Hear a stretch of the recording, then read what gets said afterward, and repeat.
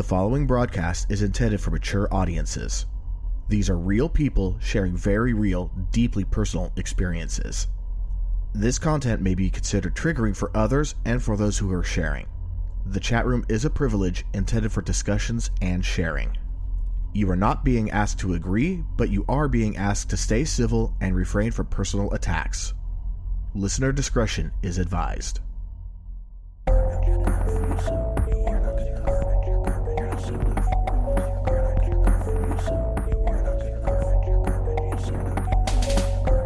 Welcome back to Am I Mental? A live podcast where people share stories about how mental health impacts life and life impacts mental health. I'm your host, E. Tonight with us is our co-host, Sarah. Hi. And you may have noticed that we kind of have a little bit of a revolving door when it comes to the co-hosts lately. And that's because we have a number of co-hosts and, you know, it's a busy time of year around Christmas time. So, yeah, it happens. Very thankful to have Sarah on tonight. Asa is busy. Bexy has stepped away. She has considered coming back a little bit. We actually discussed it a little bit tonight or earlier today.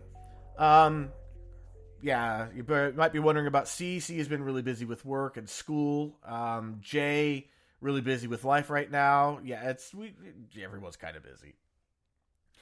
So, if you want to help us out, by all means, the best way to do that is to share episodes. You know, we definitely love helping out people, and we love being heard, and we love getting more people to come and listen. We love getting more guests. Sharing is a great way to do that. Also, if there's an episode that resonated with you, or you think might be able to help someone who's having that's having a bad day, so to speak, share an episode with them. Outside of that, if you really want to help us out, there's a number of ways you can do that. You could go to amimental.net/donate. We have a number of ways that you can go ahead and donate. Since this podcast is 100% listener funded, and we do have expenses, you know, the hosting, the domain name, the website, and yeah, there's expenses, and every penny goes right back to the podcast. And we also have some merchandise too. If you want to go to the Teespring store, there is a link there right off of the donations page. Now that we've gotten all the housekeeping out of the way, tonight we have Matt with us. Why don't you go ahead and introduce yourself? Hi, my name is Matt. Friend of E's. Known him for what, about a year now, I think. A little bit, yeah, give or take. About a year. And what are we going to be talking about tonight? So, going to be talking about some of the stuff that I dealt with growing up with a condition called hyperthyroidism, specifically Graves' disease, which is like one of the leading causes of hyperthyroidism, and kind of the mental and physical toll that it's taken, and kind of what I've had to deal with the last 40 years of my life dealing with it. Yeah, I mean, that's a long time. So, why don't you let us all know maybe, like, you know, what is Graves' disease specifically?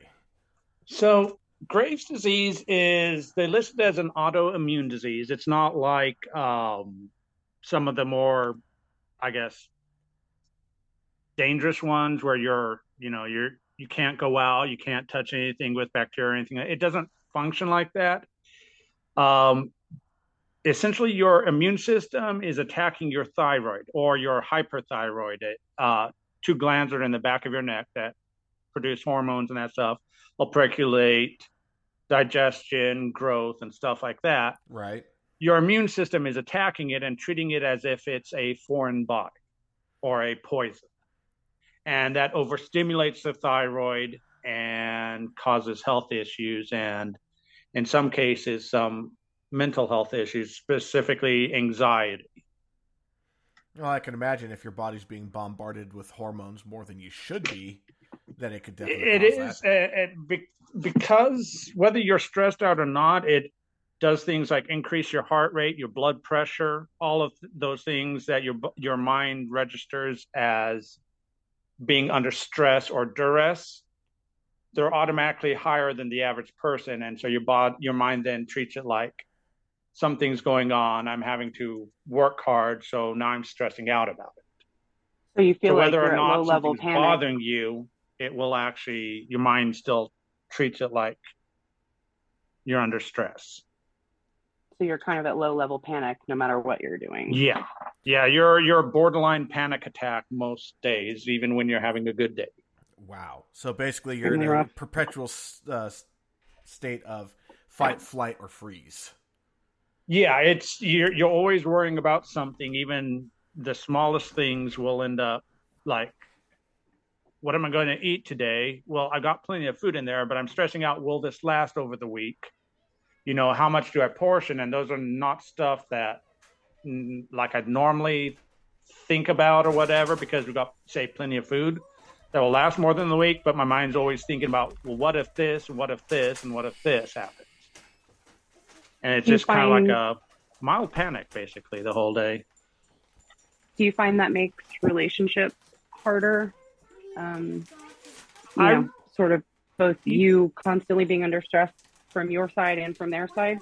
Definitely, because sometimes then I can do something like overreact to a situation that, okay, it's annoying, it's maybe a little stressful, but because I'm usually stressed out and then something comes and happens, my roommate or a family member or a friend does something that sets me off, I have a tendency then, I think, to overreact. And that tends to push people away. Have you sort of acclimated over the years to figuring out, what's your actual stress and what are your parasympathetic reactions? I know for me, I have panic attacks. And so it's hard for me to figure out sometimes when something's actually wrong or if it's just my panic. There is, I've gotten better at it over the course of my life. I mean, I've had the issue since I was born, I would say. There are some health issues that, as a baby, that I was dealing with. That looking back now, I say, okay, this was caused by the hyperthyroidism, by Graves' disease. And growing up, I didn't know how to deal with it when I was stressed out about stuff. I usually just closed in and shut myself off from everybody. As I've gone older, though, I've learned not a lot of times, but there are times where I can actually calm myself down, because mentally I can tell myself, I know nothing major is going on. I shouldn't be stressing out about this. So you just kind of need to calm down. You just need to take a breath, step back, relax. And I'm still stressed out about it, but then I can at least calm my response down to it. Now, if only... That's a difficult skill. I was going to say, if only everybody else could react that way when someone says those things to you. Right. It's been a discovery, because I knew pretty much what the issues were even way back in like high school or junior high, but the internet really wasn't around that much in the 90s. So when were you diagnosed? I haven't officially been diagnosed. My father was diagnosed with hyperthyroidism about 3 years ago, and all of the same symptoms he has, I've had my entire life. So I'm kind of waiting on saving back some money for copay and that stuff, so I can go to the doctor and say, hey, can you check my thyroid, check the stuff to double check that this is indeed the actual issue, or whether there's something else going on. But all the indications, since it's genetic and it's passed on, if your father has it, odds are you're going to end up with it. It's like almost guaranteed. Yeah. And it sounds like you're at least certain enough that you started to sort of find those things clicking in your mind, like, oh, that's why this happened. That's right. Knowing why things are happening, why I'm, why I stress out, why I have difficulty breathing or eating certain foods and stuff like that, because it'll affect diet too. Now, did you have a period when he found out? Oh, sorry, go ahead. I was just going to say, just official disclaimer, we don't condone self-diagnosis. No. But obviously, being able to research what could be and taking it to your medical professional, that's not a bad thing, because your medical professional gets to consider your symptoms for the length of your appointment, and maybe a little bit beyond that, where you have your entire life to think about it. So, it's one of Assisting those is things good. where I just got to go to the doctor. I'm pretty confident that when I go there and tell them to specifically look for something, um, because they've never actually tested me for it. As a kid, I'd had the same issues, and the doctors were like, "Well, we just don't know what's causing this. We don't know why he can't put on weight. We don't know um, why he's always stressed or whether his blood pressure is elevated, because everything else looks like you're perfectly healthy." And let's go ahead and give a shout out for the internet for helping doctors get better too. Yeah, Because Right. information is even easier for them to get now. And from a mental health perspective, there's a lot of different sides to that coin. There's the Oh, yeah. before where you're scared and anxious. And then in your case, your father has something. So then there's always the what if. right. And did you find a period after your dad got diagnosed where you were kind of like, reassessing your whole life to look for those patterns? And what was that like? I had been looking, I'd kind of been reading up and seeing, what are the different, and there are a lot of issues why, you don't put on muscle, and why you don't deal with processing food. Like my body doesn't process calcium very well. Now that sucks. That really does. That part, and I'm not like allergic to milk or not even really intolerant of milk, but every time I drink milk of any kind or anything with heavy milk and cheese, I tend to get really upset stomachs over that, an upset stomach over that. And looking up at that reading, it goes, okay, that might be one of the causes, though they don't actually, know for certain whether it will cause issues like that. So they're finding all sorts of links with the gut and all sorts of autoimmune. Oh, yeah. They're finding that actually our bacteria create a lot of the hormones and acids and things that run our body that we thought our body ran those processes. They don't. It's the bacteria in our guts. Right. There's one way that someone described it on the radio. This was back early 2000s when they were talking about just how important the bacteria are for your well-being.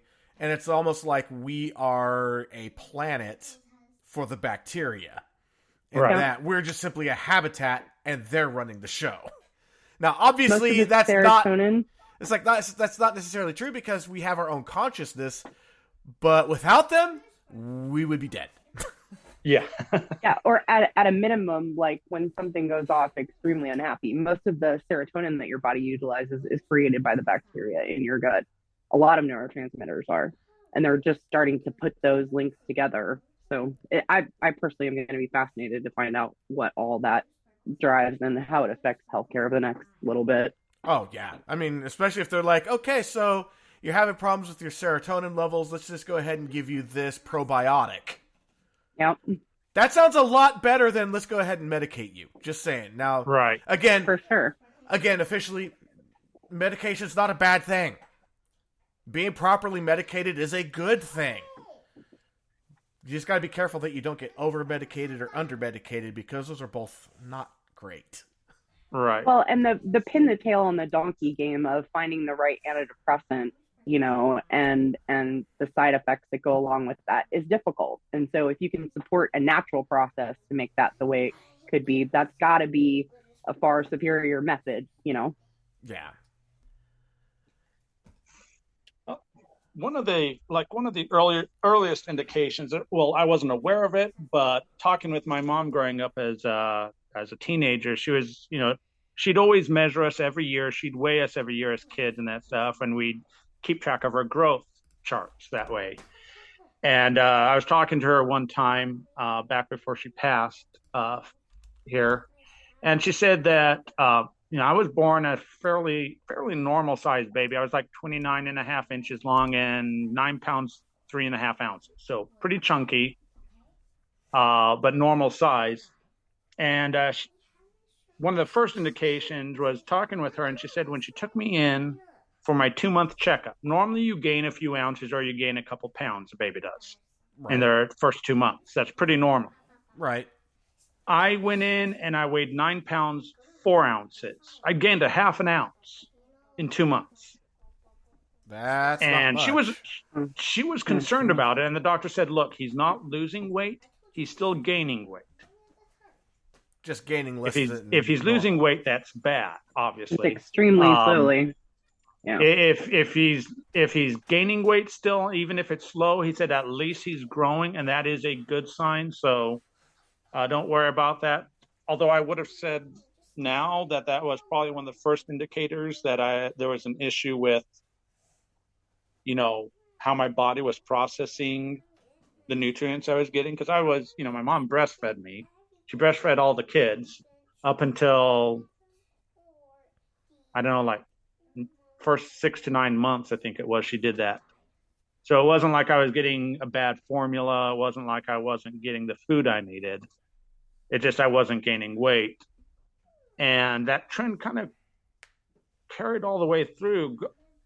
I still have the charts back in my storage unit, and I was going to say, I think I grew an average of 2 inches a year and gained 10 pounds a year. I never once hit a growth spurt. I say, it's really weird when I see you. You're 40 years old. You're almost as tall as me, and you weigh what, 45 pounds? I'm just kidding. Well, right now that would be impossible. Your bones would weigh more than I'm that. up to like 165, 170. Damn, I weigh 250. At my height, though, graduating high school, I weighed $125. I weighed $155. And I was actually on one of the physicals. They were doing, measurements and that stuff to kind of measure my body weight and that stuff. And according to them, I have a large frame, which is hilarious. The bone structure is large around my wrist and around my elbow, is that of a larger person. But I was still at the time only weighing like 135 or 140 pounds. So I was like super skinny on there, and they were just looking at me going, we have no idea why you're so skinny. You need to eat more. So basically what they're saying is like your frame is that of someone that's going to weigh 200 plus as a healthy 200 plus. Yeah, as a healthy, if I could put on upper body muscle and that stuff, I'd say I probably could weigh upwards of 225, 230 and not be that large, not be fat. Yeah. At least 200 for sure. And I'm not that. I'm fat. I'm fat. I'm just not that heavy. So to me, that was like one of the, for sure, the hyperthyroidism, because all of the guys in my family kind of act the same way. We're all super skinny, and we stay skinny all the way, up until our late 40s, early 50s. That's just normal for the guys in my family. And with it being a genetic condition that passes along from dad to son, right, that would make a lot of sense.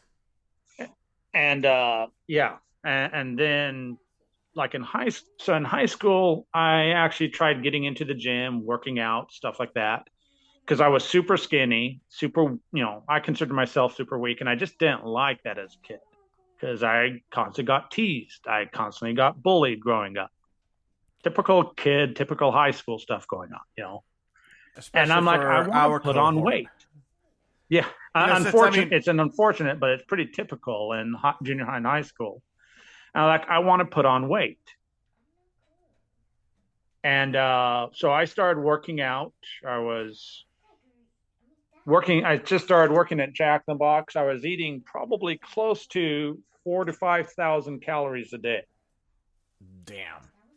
I would go to work, and every day at work, I would have a triple ultimate cheeseburger, large fry, large soda. That was my lunch. Every day that I worked 4 days out of the week. And I started working out. I was mowing our neighbors' lawns. I was really active, walked to work. And I went from 125 to 118 in a week. Yeah, that shouldn't happen that way. I stopped exercising and I went back to 125. And at college, I actually took some, protein supplements, and then I actually tried doing creatine as well. Went back to the gym, tried working out there. I figured, hey, I'm older. I can, probably put on more muscle. because I'm now in my early 20s. And the best thing that can be said about that is I didn't lose weight. I didn't gain weight either. And that's taking protein supplements and working out 3 days a week plus walking everywhere.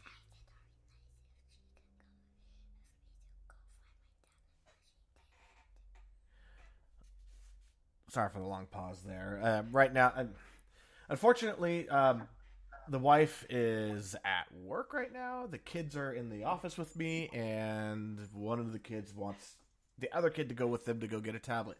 Go. Just go. Go. So sorry about that, but no, I was just thinking about, also when you were just talking about not being able to gain muscle mass. And again, we're from basically the same cohort. We're about the same age.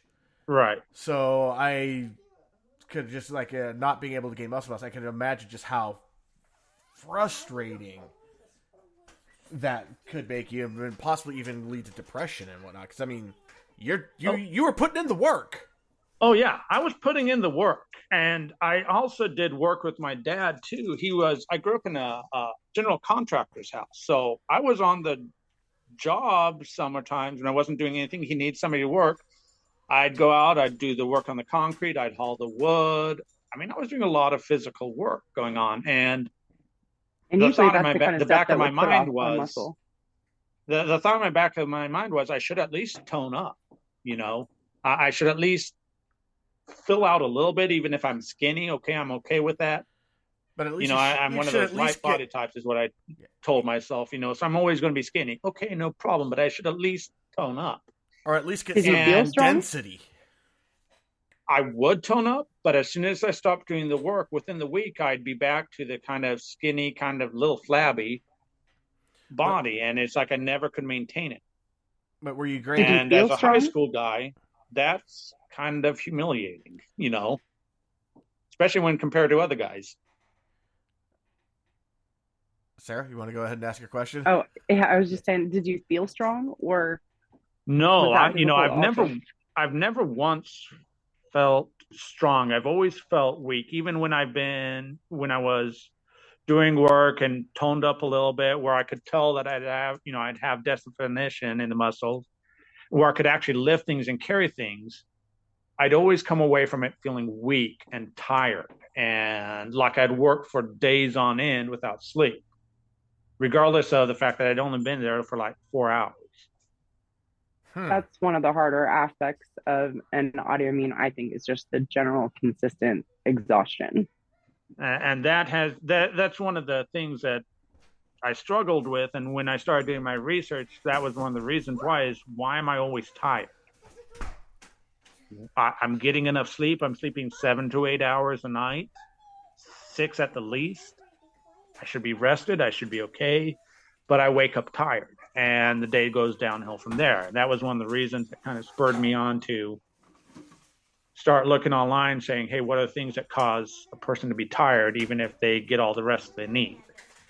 Yeah, and for me, there was definitely a self-respect issue with that also, because, either you feel or you hear from other people that, you're lazy, you don't do as much as everyone else. But the fact is, it is so much harder to get up the energy to get out of bed, to stand up, to work all day, to do whatever it is you need to do. It's not that even if you are physically capable, just that takes so much out of you. Right. All right. So I gotta ask, are you familiar with spoon theory? I've heard of it, but I'm not. All right. So think so. So it was actually Bexy that introduced this to me, and it helped me to understand chronic pain, autoimmune, like that kind of what it takes. Basically what it is that you wake up with so many spoons in the morning, and everything that you do costs you spoons. Like getting out of bed may cost you 1 spoon. Prepping breakfast for you and your family may cost you 3 spoons. Eventually you run out of spoons, and then you start borrowing spoons from the future. And you can only borrow so many before you are so deficient in spoons that basically your body just gives up, throws up the white flag, and you wind up in bed for a couple of days. Well, and that's the problem with borrowing spoons is you never borrow spoons evenly. So the ones that when you go over, I can do, an hour's worth of heavy work past the time I should be done, but it's going to cost me 2 days Right. to do that. It's like, when you borrow from the future, you're borrowing with interest. Yeah, So absolutely. I usually was pretty good at pacing myself, knowing that I was always tired and only working to the point that I was like, okay, if I go to sleep, I'll be fine in the morning, or at least I can keep going. Until my last semester of college, I was taking 14 credits. I was taking 4 senior level speech classes that involved my going and practicing speech constantly. One of the classes was directing plays and that stuff, and adapting other works of fiction into solo performance and stuff like that. And then also adapting it into a play and having people perform. And so I was doing directing, I was doing all of the set work, which there wasn't that much. But one night, about midway through the semester, one of the few times I actually missed class, I'd gone through everything, done all the work. We'd done a bunch of performances that day. I think I had like 3 performances that I had to do for different classes. I went to bed feeling a little tired. I woke up around midnight, walked out of my dorm room because I was really thirsty. So I walked over to the water fountain that was in the hallway in the dorm. And I remember just kind of walking in like a fog and hearing the clock in the hallway ticking, and it was like really, really loud and annoying. Okay. I'm going, okay, I'm not feeling well. Went to get a drink, and I took a swallow of the water, and as I swallowed, I heard the clock tick. And before the clock ticked a second time, before the second hand hit again, I threw all the water up. As soon as it hit my stomach, it was out, and it just was all over the place. I just kind of stumbled back to bed, and in the next 40 or 24 hours, I slept for 22 hours straight. I don't ever do that. I have only ever done that when I had legitimate influenza. And I just totally crashed. I woke up enough to call my my teacher for that day, saying, "Hey, look, I'm going to miss class today.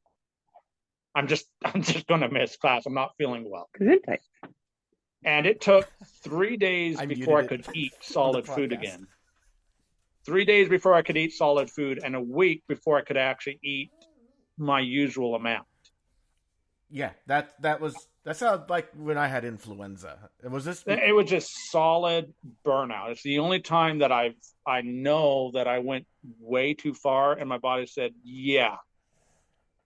I feel like the comparisons you were talking earlier about, comparing yourself to other teenagers and the way that you should look. I had that problem a lot with comparing the amount of things that I should be able to do, or, the kind of things that I should be able to do. I get so frustrated with, feeling like I can't or I shouldn't. So then you just want to keep going, even though, it's not smart. And it's not even necessarily the expectations of other people. You feel like there's that pressure from other people, but I think mostly it comes from yourself. And being something of a perfectionist, I tend to be more forgiving of other people when they screw up. I'm like, yeah, no problem. It's okay. We'll deal with it. Absolutely. Don't worry about it. Man. But then I mess up and I'm cursing myself out and throwing a fit because things aren't working right because I didn't do it right. And it's like, I know I can do this right. Life with his words. Just saying.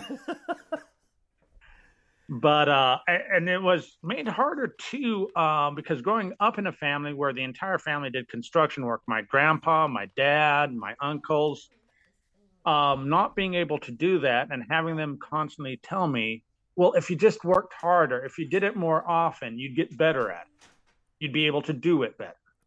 Which, okay, under normal circumstances, true. Yes. Yeah. Under normal circumstances. But and I'm like, okay, I'm going to work harder. But at the back of my mind, without knowing all the stuff that I was dealing with, without even really recognizing some of the issues I was struggling with, the back of my mind was going, yeah, there's no fucking way I can do that. You just sort of it's feel not like a happening. failure at life. You feel like a failure as a person for things not working for you the way they do for others. And trying to come to, and I happen to like the work. I like working with my hands. I like making things. I like building things. It's fun. It's therapeutic. It's a good break from, because I've always been good at school. I mean, the worst I ever do is like a B minus average. That's the worst I've ever done. That was in college. I don't I really ended want up to with a talk B about my minus grades. average without even really studying. Life So is the rough as a physical work was a good perfectionist. break. The Yeah. physical work was a good break for me. Yeah, I mean, it's like when I went to college. Yeah, I got invited to honor society. High school, I was bored out of my mind. It was Right. my report card. Literally, at one point, my progress report was AFAFAF. Hey, look, a 2.0. And the classes I did not do well in were the classes I had to read the book in. If it was just a class where you went and did a lecture, I'd get an A or a B without ever once opening my book. Yeah. Because I'd remember everything they'd say. But having to read, even though I have a really good reading comprehension, I wouldn't retain it. Well, there's a difference And so between the reading classes a that were novel based- and reading a textbook. A novel actually is designed to keep your attention. Textbooks, Right. I think, are designed to put you to sleep. The best two and I think- classes. Go ahead. I was just going to say, I think for people who have a certain level of natural intelligence, there is that feeling that everything should come easy. So anything that doesn't is just Right. way more work than, it should Then be or is- that it's worth. Yeah, way more work than it's worth. The two easiest classes that I had were general psych and world history. The teacher I had in world history, the previous teacher, everybody said he was boring. Okay, I love listening to him. He was a great speaker. Boring voice, like monotone, no real fluctuation, was very clinical. Oh, you mean The like teacher Ben I ended Stein? up having, he was a history teacher. The guy I ended up having in college, he would take the history and tie it into current events. He would tie it into relevant information that we were dealing with as college students and explain how this in the past is the same as what we're going through now, or it ties in, or it's a cause of what is happening now. Now And that he is would go awesome through- because he's also teaching you critical thinking right there. He is. And he would go through and he'd detail everything, and he made it interesting. And he didn't even really try at it. He just was far more interesting. And I got an A in that class. I got an A minus, never once read the book, never once read the definitions. I just went through because you go through all the definitions, all the terms, all of the locations, the people in history. And I go through and take the test, and I'd get like a B plus, A minus on all of it without even really putting the effort. And then classes that my technical writing class, oh, God, no. I had an F in that class. I dropped it before it counted against my grade. You're like, I got to yeet this one. Yeah. Because it was purely textbook. And it's like reading a computer manual. Well, you know what they say about people who write textbooks and manuals? Yeah. Those are people who can't write. That's why they write technical documents and textbooks. But yeah, I mean, for me, though, working with family, then construction, that was actually a good break from all the thinking I did in school. I did physical work, came back and did my studying, and my mind was just alive. So I enjoyed it, but I was never good at it. Never. And having a family that's hardcore into that was really hard, because then they basically treat you, like you're lazy, like you don't put any effort into it. Because if we can do it, you're just like us, you're our family. I mean, we're all pretty much the same, which is mostly true. I mean, if you met one of my family, you pretty much met all of them. We're all pretty much the same. But I was that exception to the rule, and having to deal with that growing up was not easy, and led to quite a bit of depression as a kid. I felt I'm sure. your pain when you were saying that. Like I Yeah, don't know he if had his head in his hand, like, oh god. Yeah. Yeah, you may have seen, if you were watching my video, you saw. I felt it.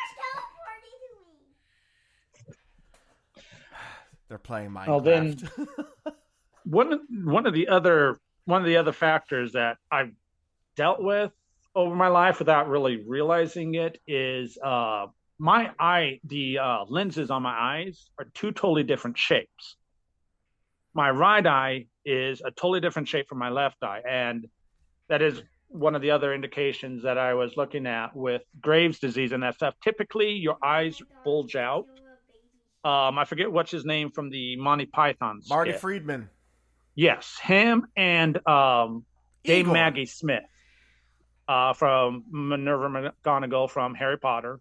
Both of them have Graves' disease. Both of them have the kind of bulging eyes that always look like they're perpetually terrified. You're like they're always staring at you. And I looked at that and I go, well, I don't have two bulging eyes. But then I was reading down further and they said you can also have two eyes that are mismatched in size. And this, I actually found out about 4 years ago. I had to go do an eye test because I was testing for glasses. And the doctor told me, first off, we can't give you glasses. You're slightly farsighted in your left eye. But your right eye, the lens is so different that I can't read anything. If I close my left eye, I can't read anything past, 2 inches past my face. It's blurred. I can't see anything. The lens is, I'm so nearsighted in that one eye that I can't read without having both eyes open. And I originally thought because I'd done some damage to it as a kid that maybe I damaged it so much that it actually changed the shape of the lens, which is possible, I guess. I guess it was a bad idea to poke my eye with that stick all the time. Yeah, which is actually what happened. Oh, jeez. Lucky guess. So, funny story about that. Psychic show. So I was, I think 8 years old. And it was one Saturday. I was always careful playing with sticks because, mom's constantly stressing me out going, don't play with sticks, you'll poke your eye out, I'm like, Mom, I'm not going to do that. And they called me and I was out in the backyard playing sword fighting or something with the stick, something typical boy thing, with the stick. And they called me in because one of our favorite TV shows was coming on. It was going to have a marathon. And it was one of the few times Mom and Dad were going to let us watch a lot of TV. Because it was like PBS show or something like that. So it was an educational show. Oh, so it was like Nova or something. It was like PBS, one of the PBS kids, like MathNet or something like that, teaches science and stuff. I'm so like, okay. I go walking in. I remember walking up the steps to the back porch. I had the stick pointed down away from me in my right hand. And I remember distinctly having it pointed away from me because I'm walking up the steps. The next thing I know, my dad's on the way with me to the hospital. And I'm clutching my eye in absolutely agonizing pain because apparently I poked my eye out with a stick. So your mom was right. 2 days. Yeah, my mom was right.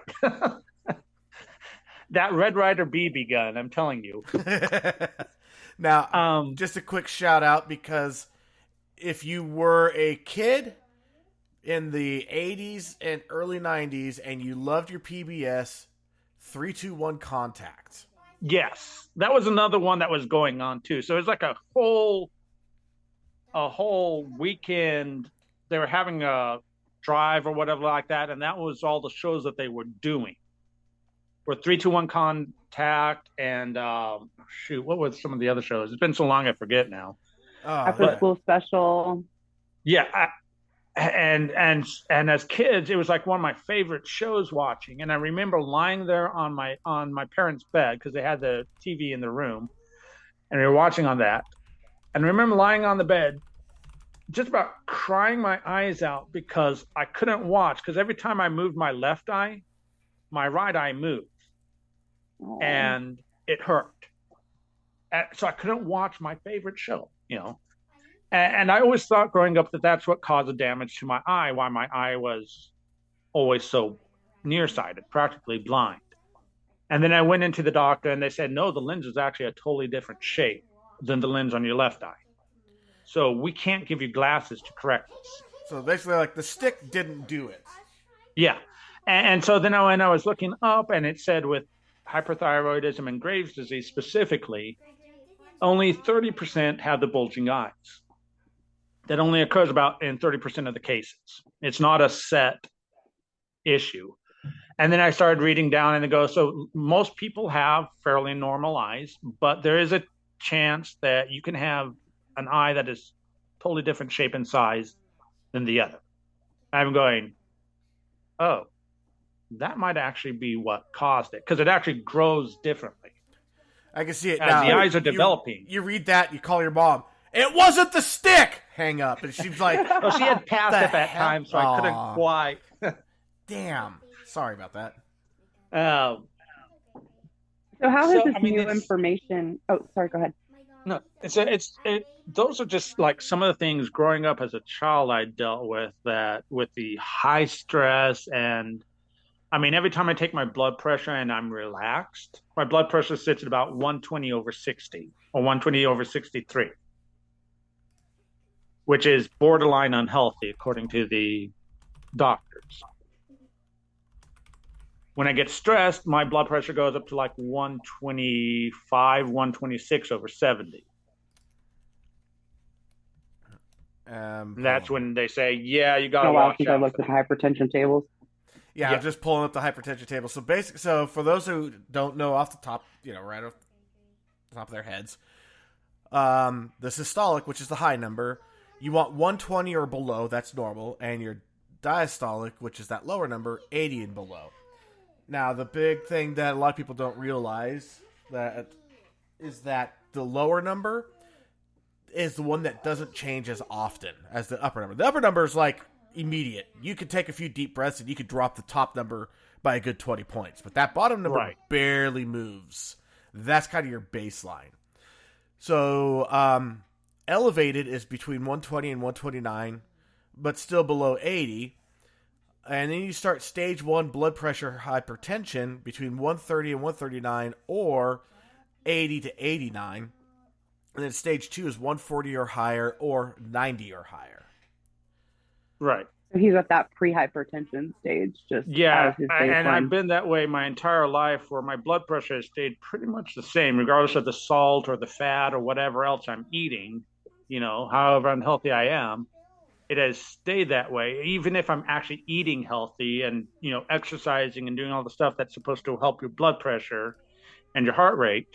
It has never changed once in almost 40 years now. Dang. And then on average, my heart rate is somewhere in the high 80s to low 90s at a resting.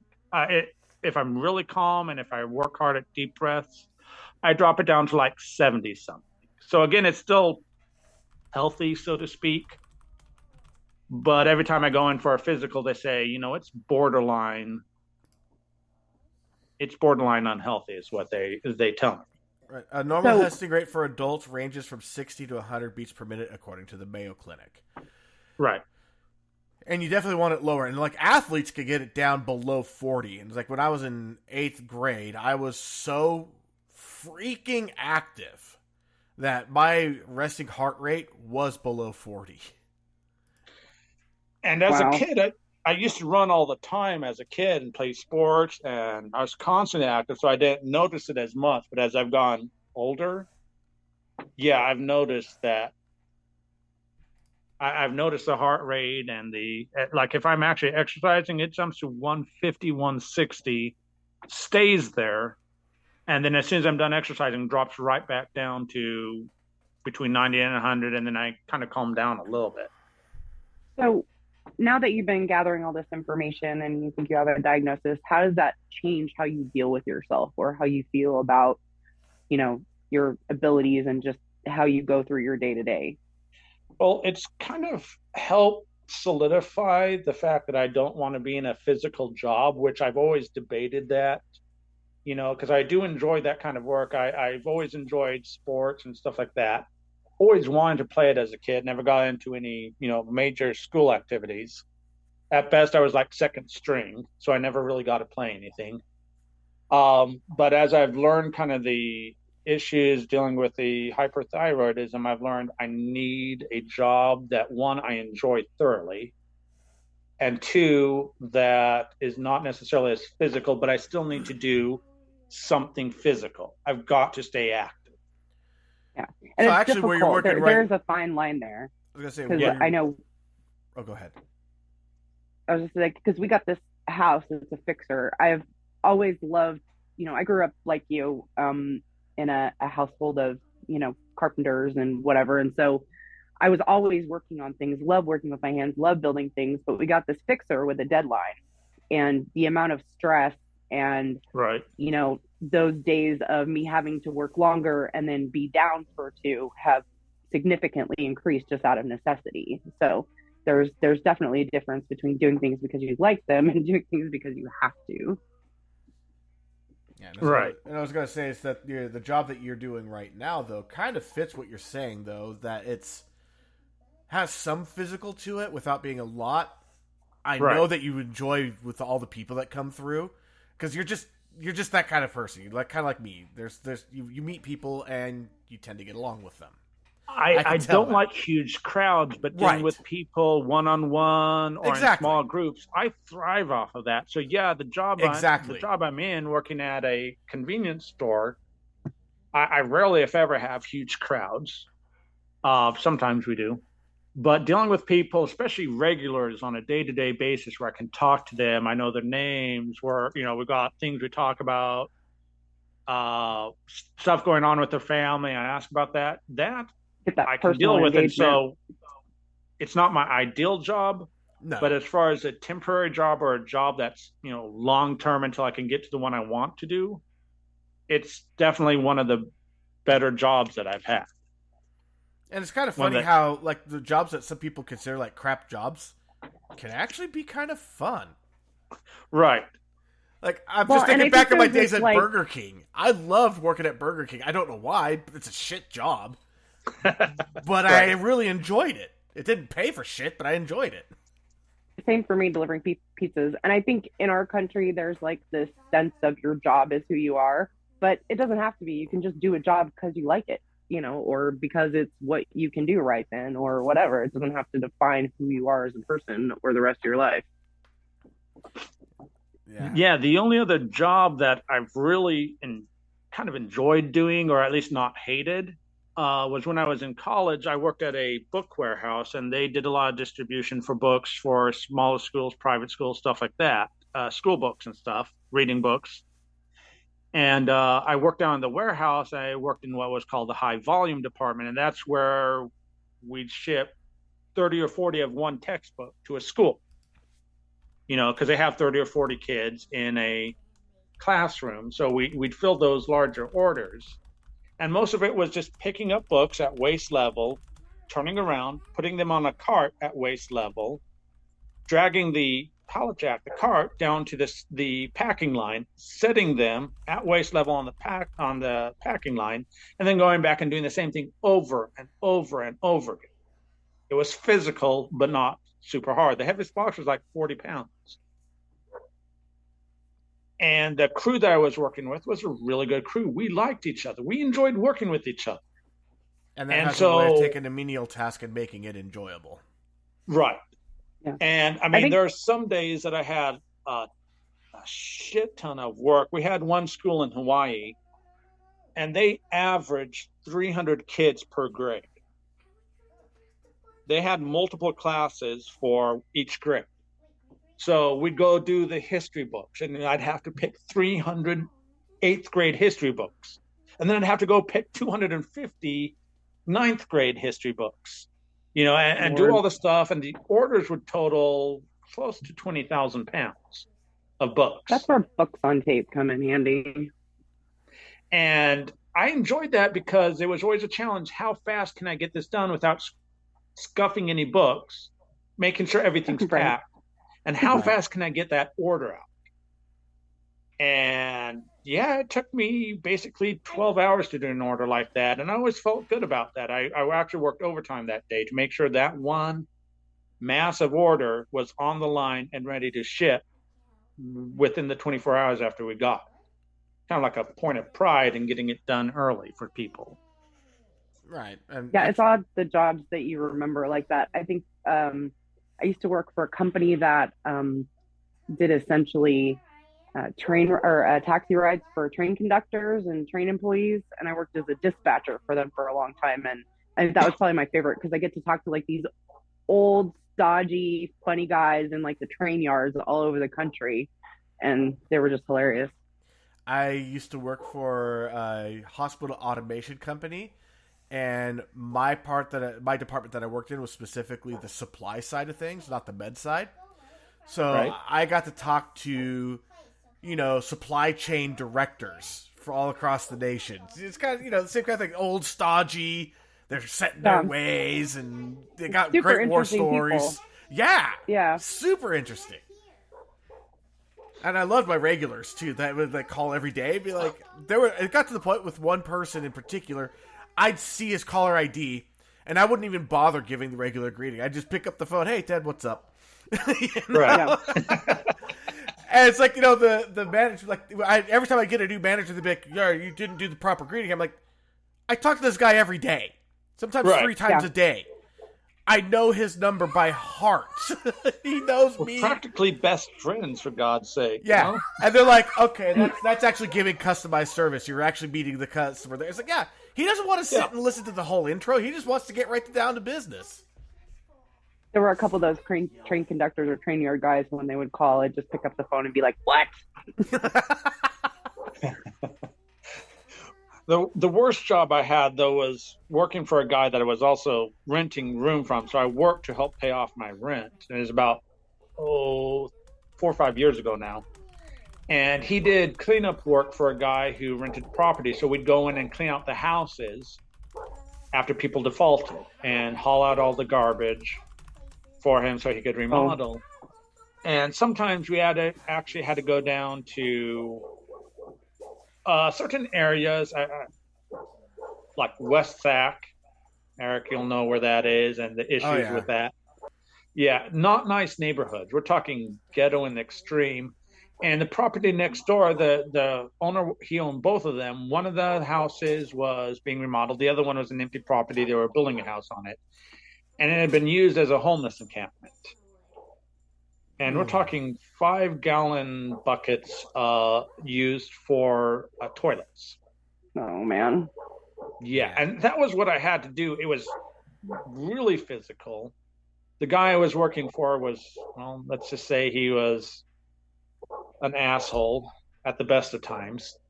So I did not enjoy working with him, and then just all the filth and the cockroaches and the rats that you had to deal with on a daily basis. Oh, by the way, Bexy in the chat just called you out on a name drop.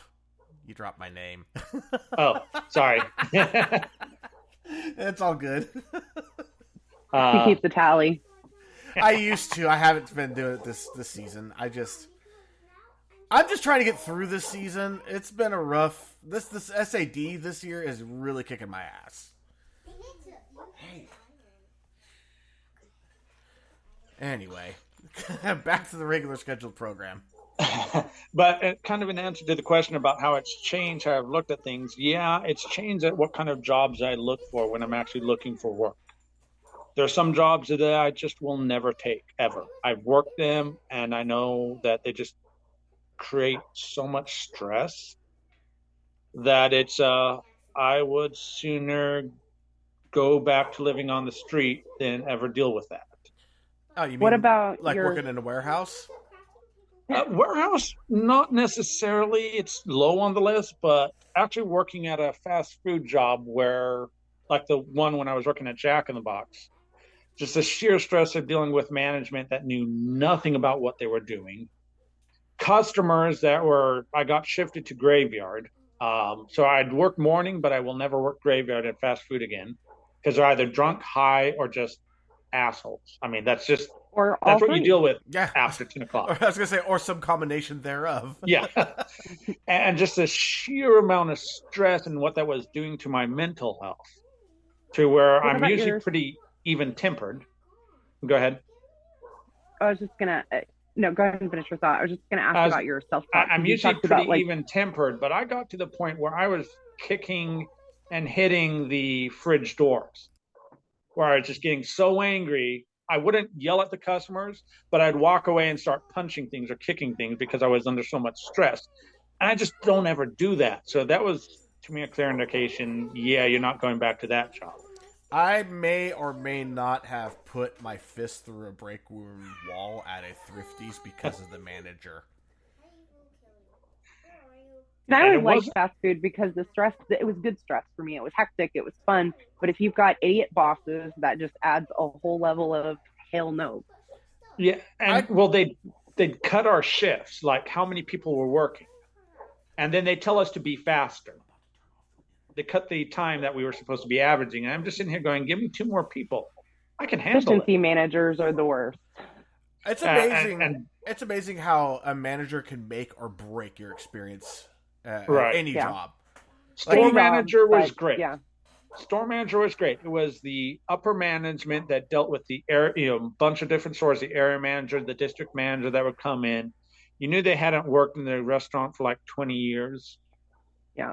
So it was a totally different ball game when they were working and trying to tell you, well, you should be performing at that. And I tell them, look, I need one more person because according to your sales, I'm doing $600 in this from between 2 to 3. I do $600 and I'm supposed to have 6 people or 5 people working that busy. I've got me and one other person.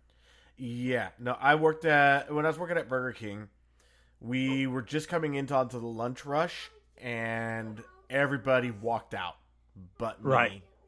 and the store manager. So he ran the front, I ran the back. I know exactly the level of stress you're talking about. That is some Oh, yeah. bullshit. Yeah. And then to make matters worse, we actually had 3 guys that when we worked together, not only did we keep our times down, we lowered the average time for the day because we worked well together. And they didn't want to put us together because we had 2 shift managers working. And they're going, that's too expensive. That's costing too much money. I'm going, you're paying me 50 cents an hour more than regular. How is that too expensive, Um, but I'm like, but we can get more sales through. We can get more orders through. We move fast because all of us knew when one person was struggling a little bit in their area, we'd shift and adjust so that we'd take some of the load off. And we just worked really well. But they never wanted to do us, and they eventually started cutting our hours and doing stuff. So 2 of them quit. I was the last one there, and finally I was down to 2 days a week of work. And I'm like, yeah, I can't do this. I've got to have more work. I've got to have another job. And so I ended up just quitting because of it. So do you feel like I was just going to say, we had some conversations going on in the chat here I wanted to share. So, when you were talking about that kind of, we were talking about how bad the jobs can be. Bexy says, worst job for my mental health was working on an Alzheimer's lockdown unit. Never again. Yeah. Then Sarah actually shared in the chat too. Mine was retirement home. Mother's Day broke me. All of those ladies made up waiting on kids who didn't show. And Yeah. Bexy's like, I've seen that too, Sarah. Heartbreaking. And I'm like, I don't want to cry. Don't want to cry. Damn it, you're about to make me cry. Yeah. Chat's kind of hopping right now. It was pretty empty at first, and then Kat showed up with her kittens. Bexy showed up, so yay. Kat's been talking about getting her kittens for a couple of weeks now. About Okay. a month now. So yeah, this is a big deal. She's been wanting these kittens for a long time. I actually want pets, but that's like a $500 deposit at our apartment, and we just don't have enough space for any animal because I actually love animals, and they're like hugely calming to be around. yeah, for Oh, sure. yeah. Well, they could also cause a lot of stress, but ultimately I think they're a net positive. Right? Yeah, but like there have been tons of studies on the effect of cats on the parasympathetic nervous system. And so actually having like some kind of small furry thing you could pet would probably be great for your stress levels. And at a most baseline. cats, especially the females, like me. The males are kind of hit or miss, but the female cats tend to just gravitate to me and like never want to get off my lap or never want to stop bothering me. Like they're always there cuddling, and I'd love to have that again, but we just don't have the room in the apartment at the moment. That's Yeah. most pets with me. They kind of gravitate towards me. I don't know why, but I don't mind. I like it. I've only had a couple pets, friends that, because the animals were rescue animals and they were abused. The one female dog was beaten by her male owner, and she was used as a breeding factory. And she loved my friend. He was the only guy she let near him. She barked at every man who ever came in. Didn't matter. Well, Didn't yeah. matter how nice they were, how they treated her. She just hated them. And the other two dogs that were with her were also rescue, and so they tended to start barking when she did. And so they were like the only animals really that I've met that did not, at least after a while, warm up to me. And then once they've warmed up, it's like we're all over you. And I always like that. It's always, Once they accept you, they accept you. oh yeah, Yeah. Warts and all. And there's something kind of magical about that, sort of being that an animal person, where like you said, even the difficult ones like you, and sometimes you just kind of sit there feeling like Snow White with all these little right. animals gravitating towards you. All right, so since we're on the topic, I did find out something yesterday I really want to share. It's a little off topic, but it has to do with animals, and it's something to help raise the mood a little bit. There was a study done with bumblebees. They had a nest of bumblebees, and bumblebee nests of about a couple hundred bees, where like European honeybees, there's 10,000 in a hive. And what they did is that they had 3 exits to the nest. And all 3 exits, they were equidistant from food. One exit was just a clear straight shot to food. One had wooden balls that were like glued or screwed down, so they were immobilized. That led to food. And then they had ones with balls and little wooden balls that were about a little bit bigger than the bees that were loose and into the food. All the bumblebees went to the side that had the loose balls, and they would play with the balls before they would go and gather food. Right. Oh, that's So cute. believe it or not, even insects enjoy playing. There was no reward for it. It was unrewarded behavior, which means that it had to be for their own entertainment. And they found that the younger the bee, the more they played. Like the youngest bees, they would spend their entire day playing, going and eating, coming back and playing, contributing 0 to the hive. Right. I wouldn't want to go to work through a ball pit. I would. Yeah. Yeah, so there you go. Little fun fact that, even the bees tend to go and play. Just That's don't. awesome. Ants don't. There's a reason for that one though. Is that why they call them soldiers? No, that's why they call her the queen. Oh, Yeah, there's no such thing as fun with ants. No, if you have fun, you're gonna get murked by the queen. So, if you're gonna come back as a bug, be a bee. They at least right. they're allowed to play. So I just had to share that, raise the mood a little bit after hearing about the puppy mill. Yeah. Don't bring it back up, E. I'm terrible at that stuff.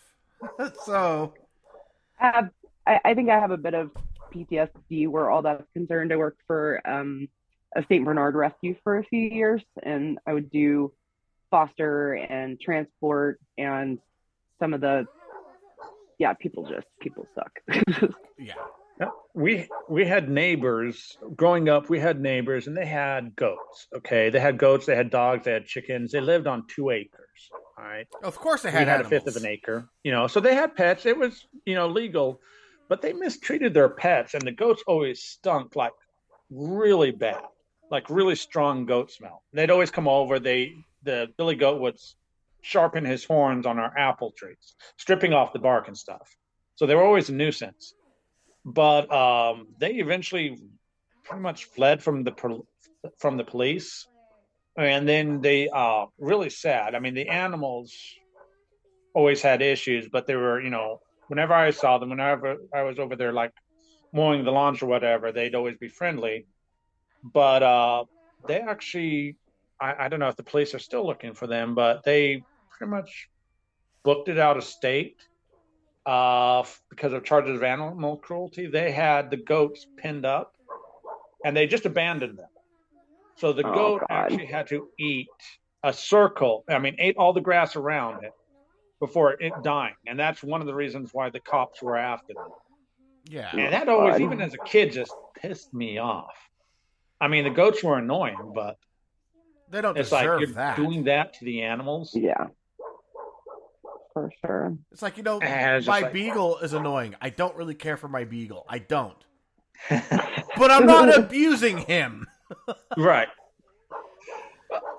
I still pet him. I still play with him. I still treat him well. Right. I just don't like him. My parents actually had to get rid of, there was like a miniature schnauzer, I think it was, because when I came along, because as a little kid, 1 or 2 years old, I was out playing with the dog and it turned around and bit me. And as a kid, I was never really rough with the kids. I'd sit there, or the pets, I'd pet them and hold them and hug them, kiss them. I was pretty gentle with them. But the dog just did not like kids. And my mom and dad were like, no, if he's going to bite, I mean, it's one thing biting my sisters because my sisters were kind of wild and they like playing with the pets rough. Yeah, antagonistic. I was going to say, if you roughhouse with a dog and the dog bites you, yeah. Yeah. I mean, and I'm not talking about like serious injury bite, but a nip or they bite down just a little too hard to where it's uncomfortable. That happens. That's just how they tell you to leave them alone. Yeah. But with me, I never did that with the animals. And so when he bit me, it wasn't even like, gripping it or really, I don't have any scars from it. But it was just, he turned around and it was a definite stay the fuck away from me bite. And my mom was like, no, we can't have a dog around that does that. So they ended up getting a Cocker Spaniel for my sister.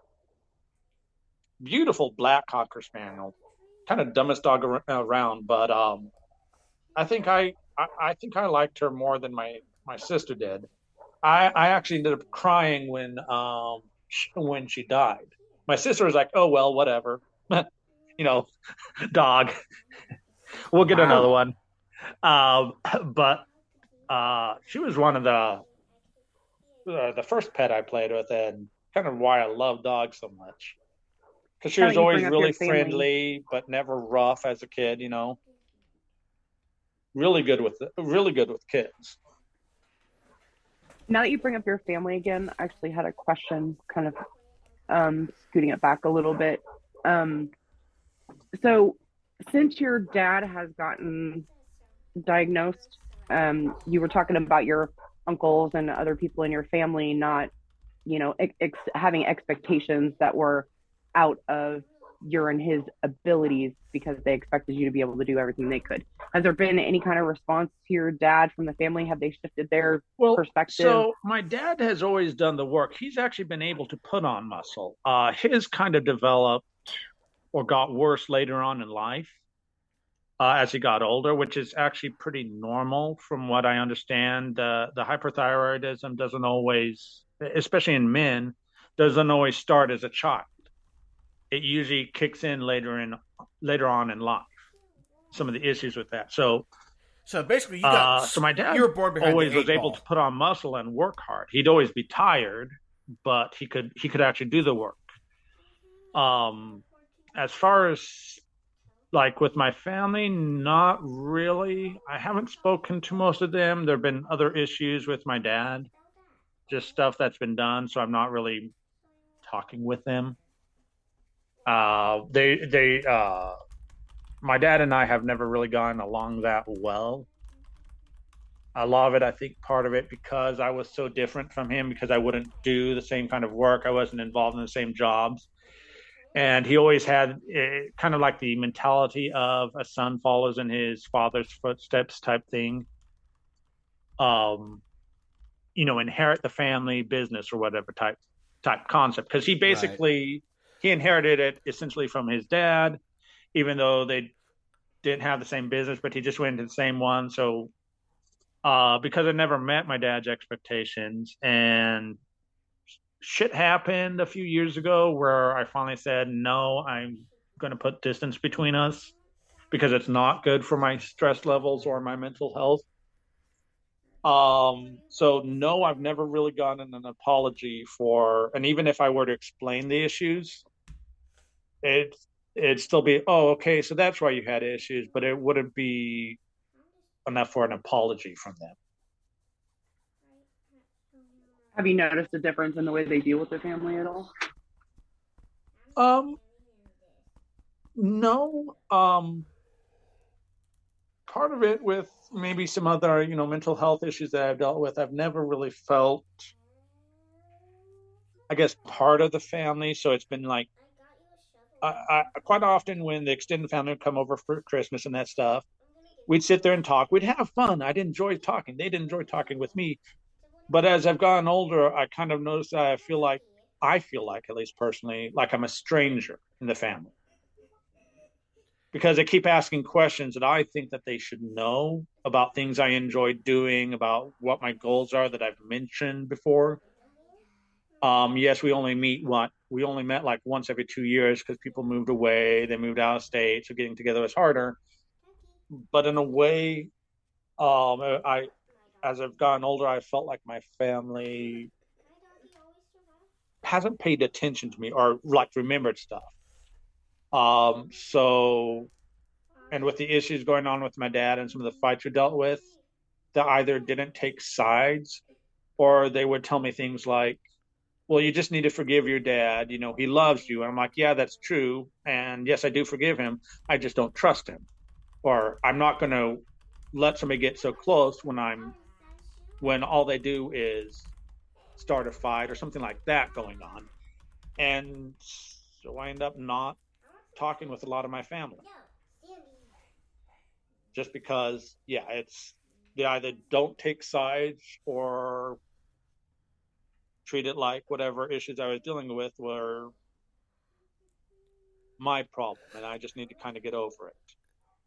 What about yourself? Do you find you being easier on yourself when there's things that you don't feel like you can do that you feel like you should be able to?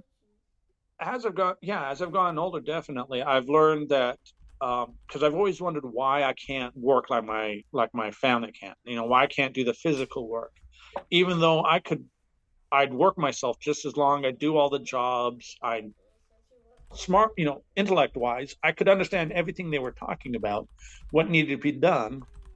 I could sit there and figure out what I would need to do to actually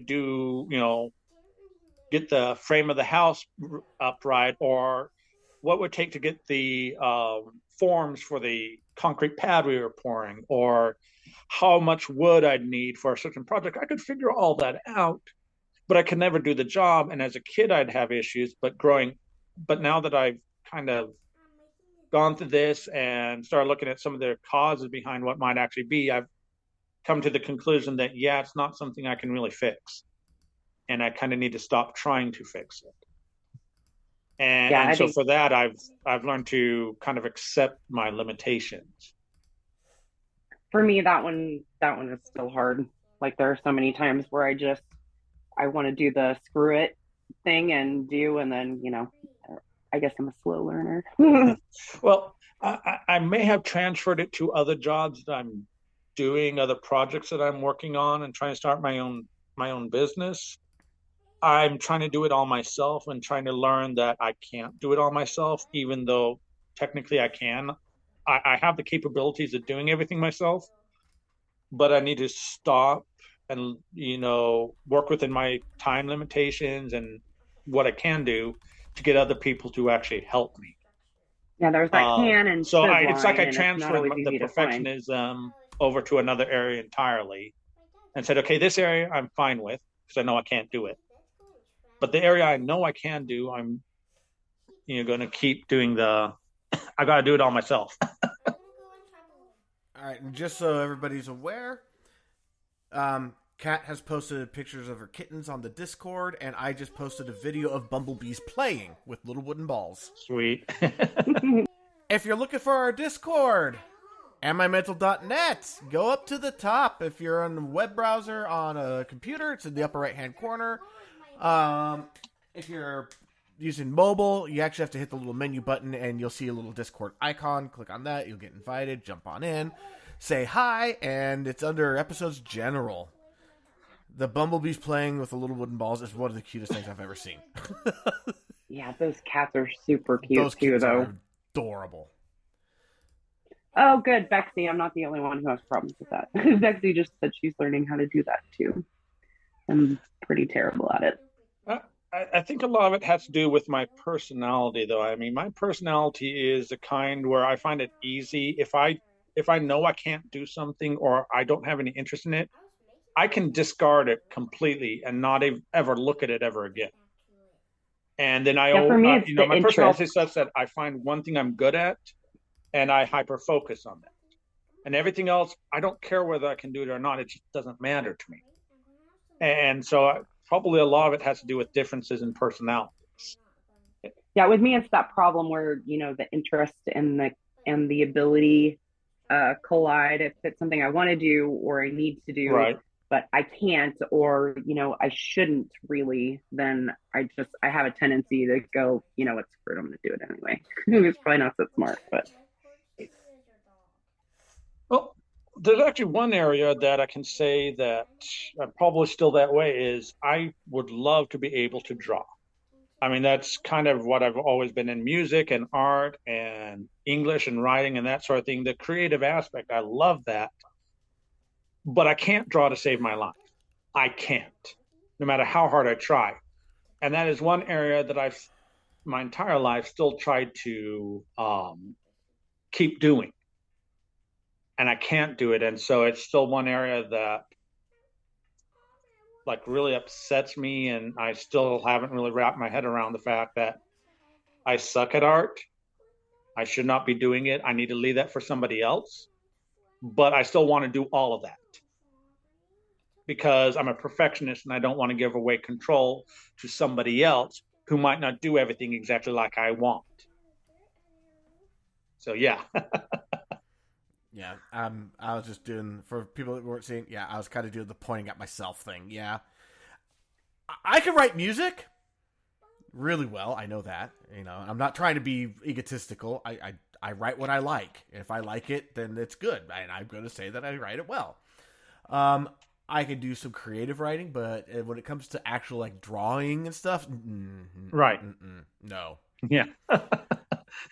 I have all the patience in the world when it comes to teaching myself how to use a digital audio workstation without a guide, but I don't have the patience to learn how to draw. I don't know if you've ever seen do you remember the Ed Imberly big books of drawing?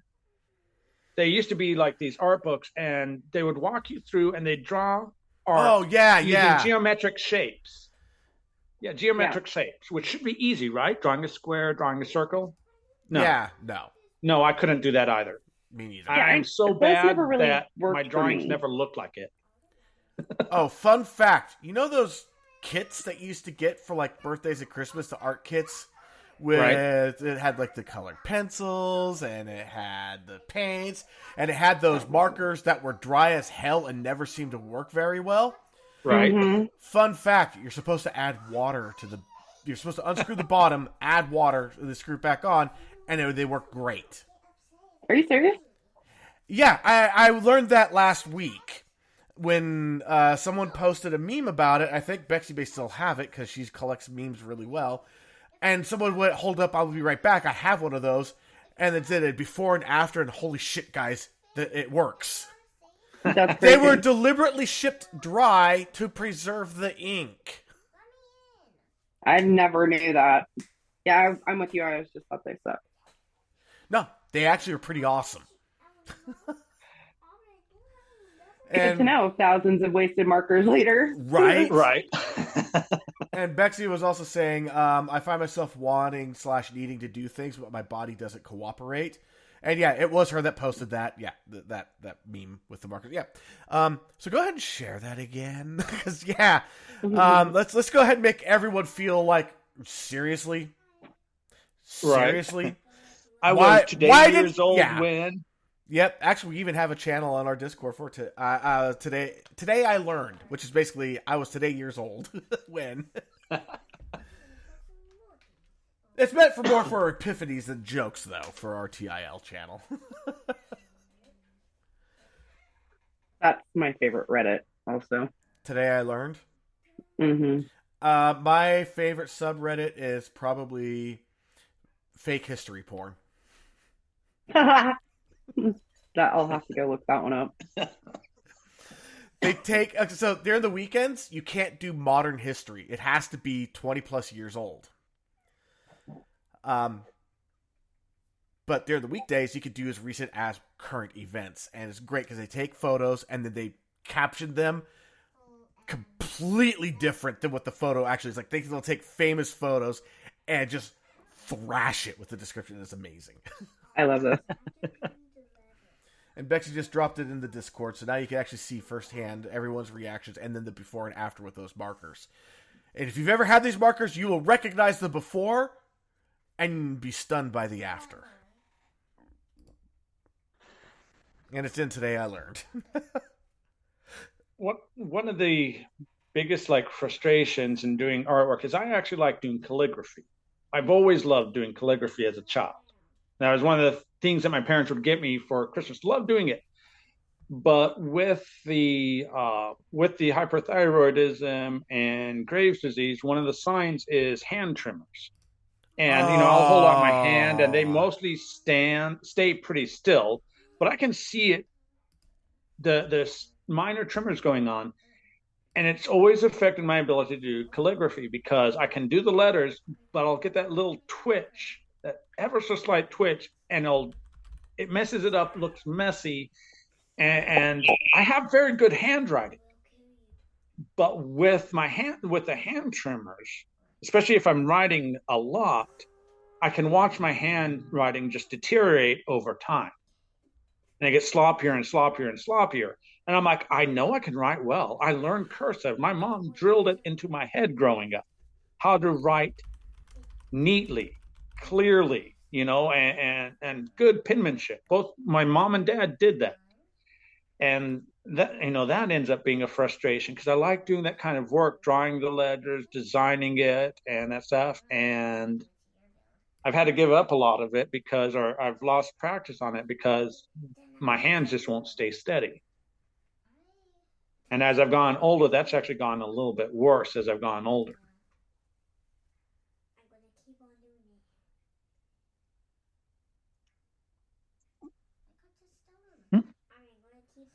That I'm trying to process just I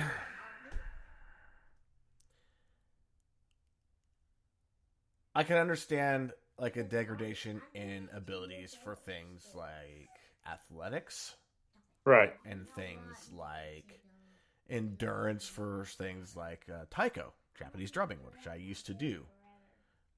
But to lose something that's a fine motor skill, I mean, how did that impact you, like mental, like emotionally? And no, Sarah, your mic is not working. It's for me doing as I'm trying to create. I do a lot of creative work with creating worlds and languages and stuff like that. As I'm trying to get into developing video games, movies, television, and all the media and that stuff. And my need to create the font, the letters for the languages that I want to create, and how the script looks, because it needs to look a certain way to kind of communicate the culture and that stuff. And to start to lose the ability to draw the letters, and what I see in my head and what comes out with my hands is, the best way of putting it is frustrating completely. Because I know I'm going to have to find somebody else who can draw the letters for me and do that work, something that I love doing, that I used to be able to do pretty well. I still do it pretty well, but I can tell the difference between what I did as a high schooler and what I do now as almost 40 years old. The difference in the handwriting is noticeable. And that's just, it's one of the things that I still don't like. I can deal with a lot of the other issues, but that's an issue I don't like dealing with.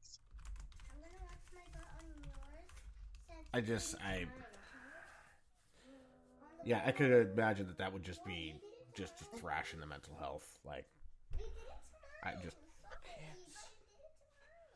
For me, Sorry. it was an. Oh, go for it, Sarah. We can hear you again. Okay. I was saying, for me, it was an odd thing because my hands started having trouble about a year ago. And it's odd because I don't really do a whole lot that requires super steady things. But when my hands started cramping up, all I kept thinking was like, I used to have hands that were like surgeon steady and now they're not. Even though I never, I probably never would have become one, just the loss of like that option, the ability to do things that required hands that steady. It still bugs me, and I'm not exactly sure why. It's probably one of two skills that I don't know if I could deal with. One is the ability to talk. If I lost my ability to talk, just that, I could probably learn to deal with that because I can type, I can write, so I could still communicate with most people. But the ability of losing like your hands and your voice at the same time for me, my whole education, my whole life has been about communication. That takes away the only two methods I have of communicating. And I'd rather take, getting in a car accident and being paralyzed from the waist down. I could deal with that. I'd shrug it off and go, yeah, whatever. Big issue, meh, whatever. It's annoying, but well, I'll also, deal with it was a car accident. It's like, okay, well, that was right.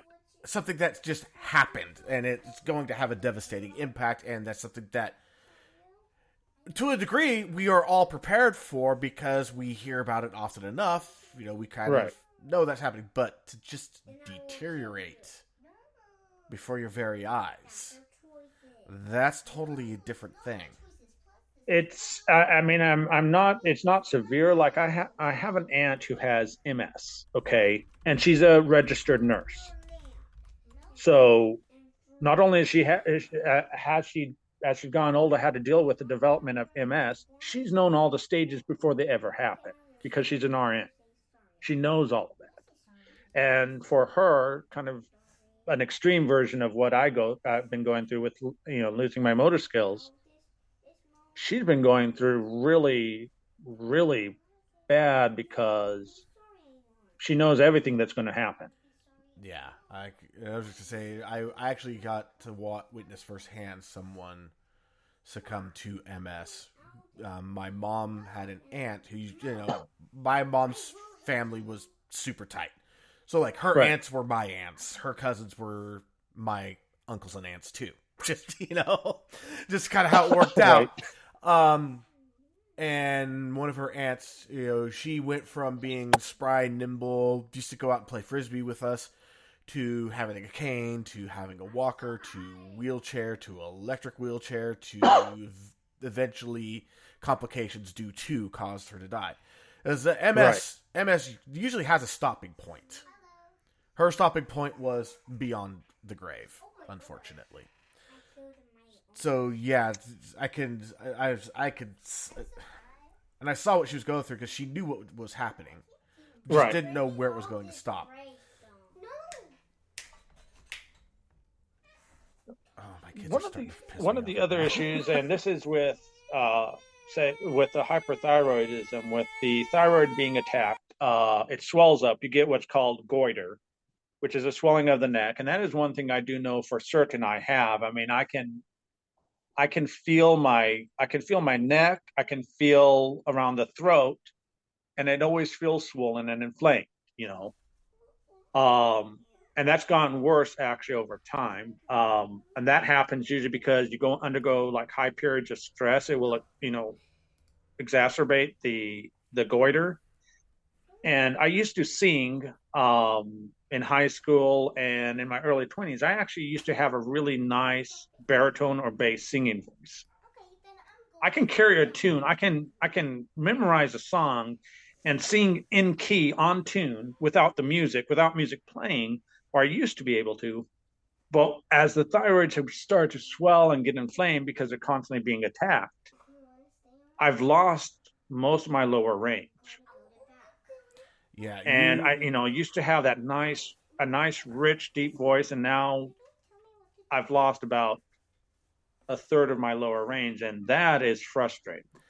And Bexy's typing in the chat right now, and Bexy is very, very involved with this podcast. She used to be a co-host, and her Hashimoto's, which is also an autoimmune disease that attacks the thyroid, has caused her to have to step back. And she was writing in here, hand tremors are the reason I can't write my poetry anymore, or handwrite my poetry.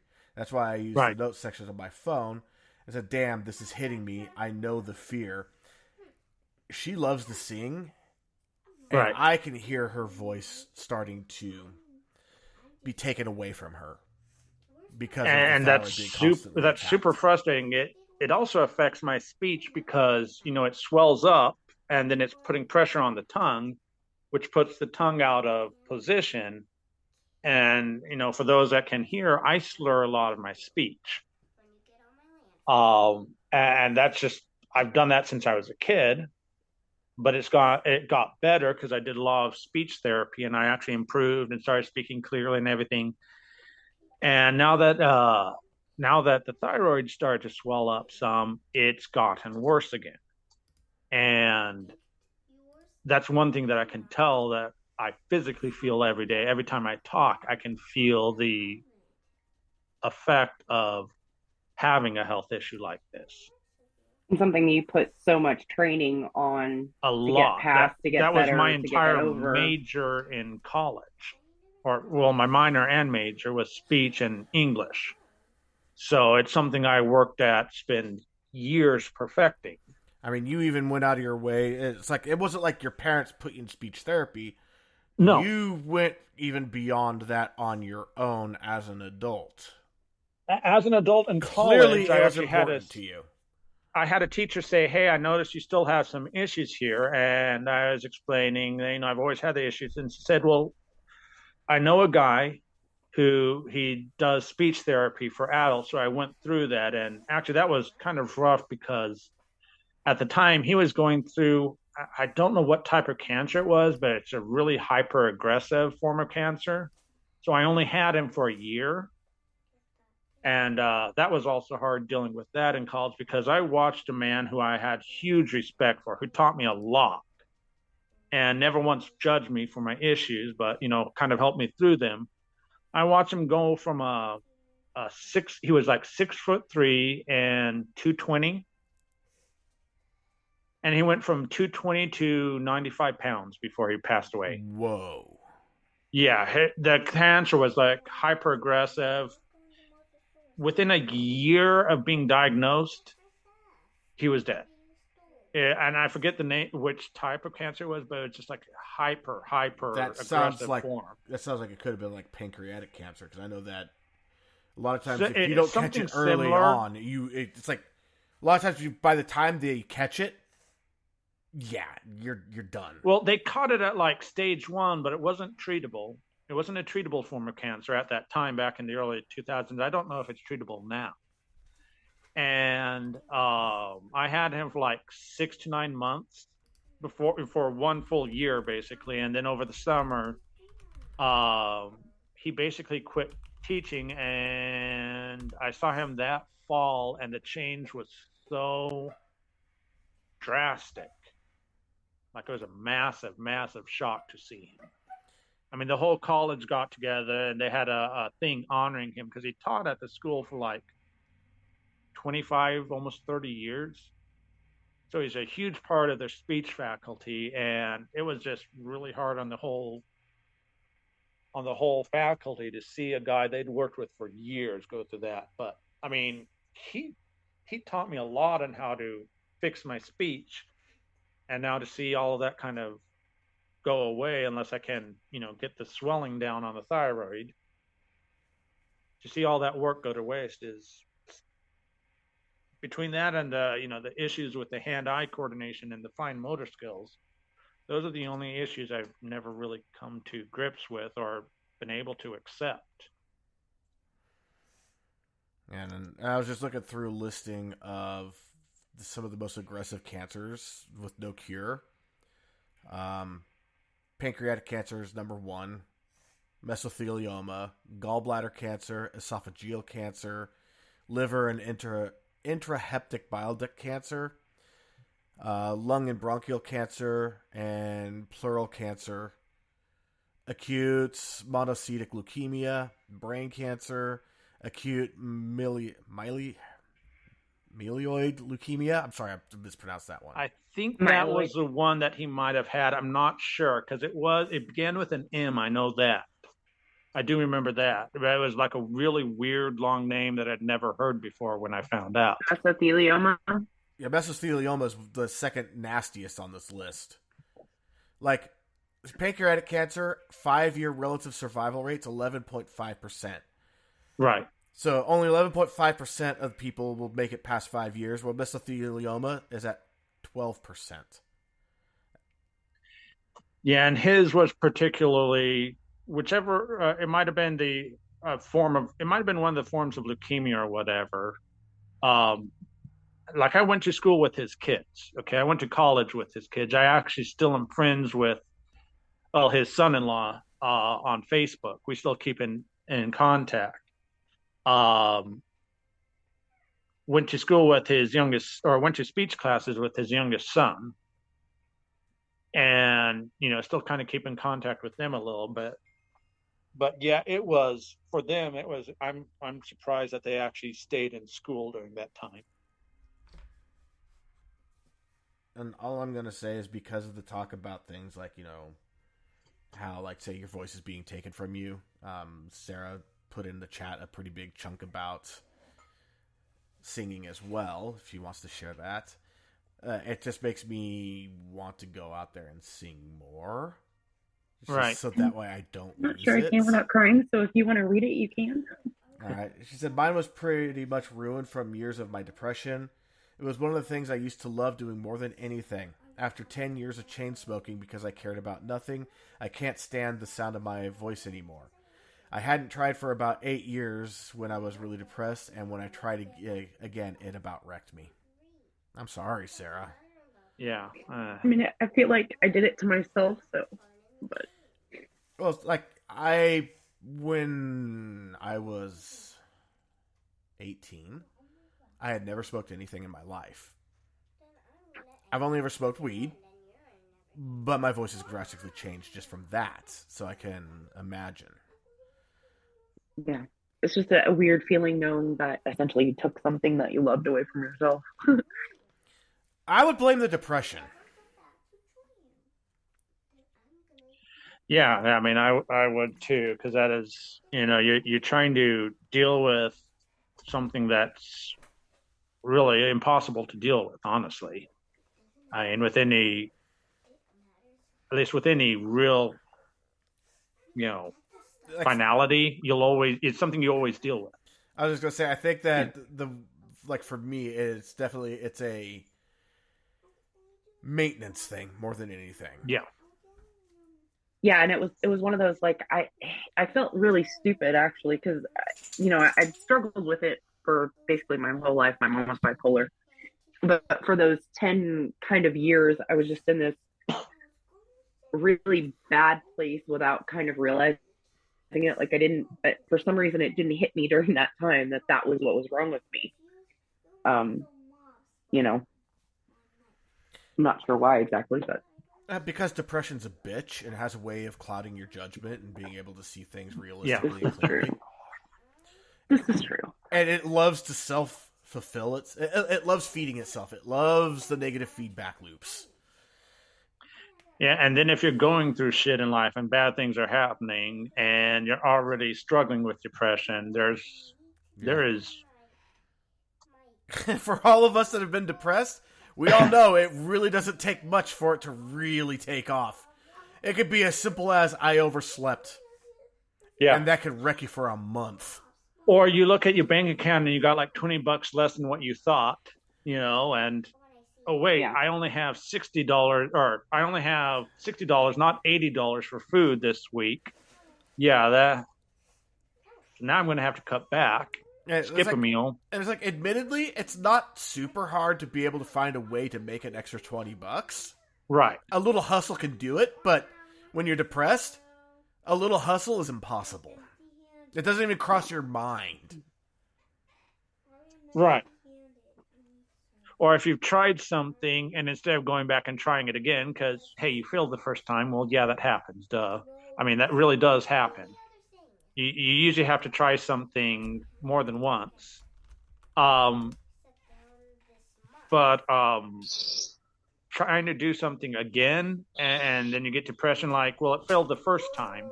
So why even bother trying it again? Yep. And Yeah. a wild Bexy just appeared.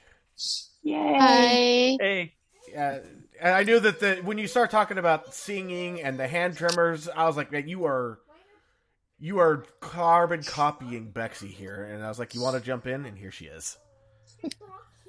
Well, I had to admittedly stop crying first. It's definitely something I relate to. And I've always felt like I've never been one that had much of a voice for myself, except in my writing. And right. that's how I've always gotten everything out. And to be losing the ability to even hold a pen or a pencil is terrifying for me. I don't know what I'm going to do when I can't write anymore and my voice goes. Yeah. I already know that I have a propensity. I have a tendency to be overlooked a lot, and it's only within the last 5-6 years that I've learned how to speak up more and make myself be heard. And Right. then, I go on and I'm thinking I'm going to lose the ability to communicate, and that day is really going to suck. I live in fear of that day.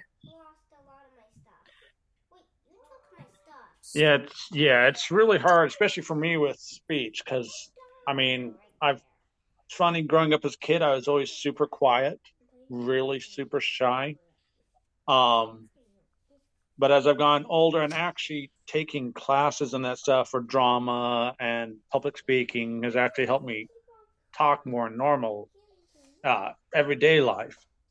But kind of the same thing, though. My writing is about the only way that I can express my thoughts because I can get it out before people start interrupting me and start trying to challenge what I'm saying and saying, well, you're just stupid for thinking this way because, you know, in my experience, and growing up with people like that and having to learn how to write and do public speaking and that stuff to just for the chance to say what I want to say and have it heard. And then as I've felt issues where I'm starting to slur my speech more and I get tired talking and that stuff. And then my mind stops working because I'm stressing out about not being able to speak clearly or, they're not listening because people look at you funny if you talk funny. They don't take you seriously. They just don't. Growing up as a kid, I was basically treated like I was stupid because I couldn't talk clearly. And you've met my wife. You've heard her voice and how Yeah. mousy and high pitched it is.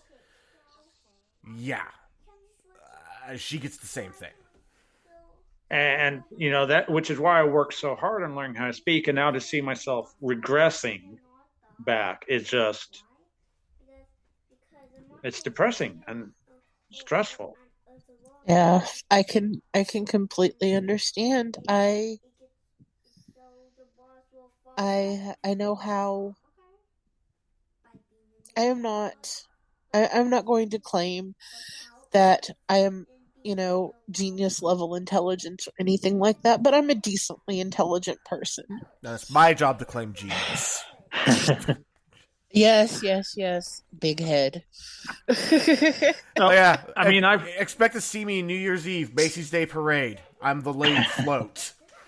I've never qualified technically as genius level, which they say is like 140 and above. Okay? 161. Well, Mensa will take you on at 140 and above. Yes. I rank about 132. So I'm what they call, and that's because I'm as creative and I think in a way that, you know, in creating things and creatures and worlds that they just don't exist. I'm a storyteller. That's what scores my IQ a lot higher, whereas most everything else I'm pretty much normal. And but it doesn't matter how smart I am if I don't talk clearly. I can literally watch people's faces as I'm talking to them, and I watch their interest shut off. Or I watch the attitude of this guy doesn't know what he's talking about, or this guy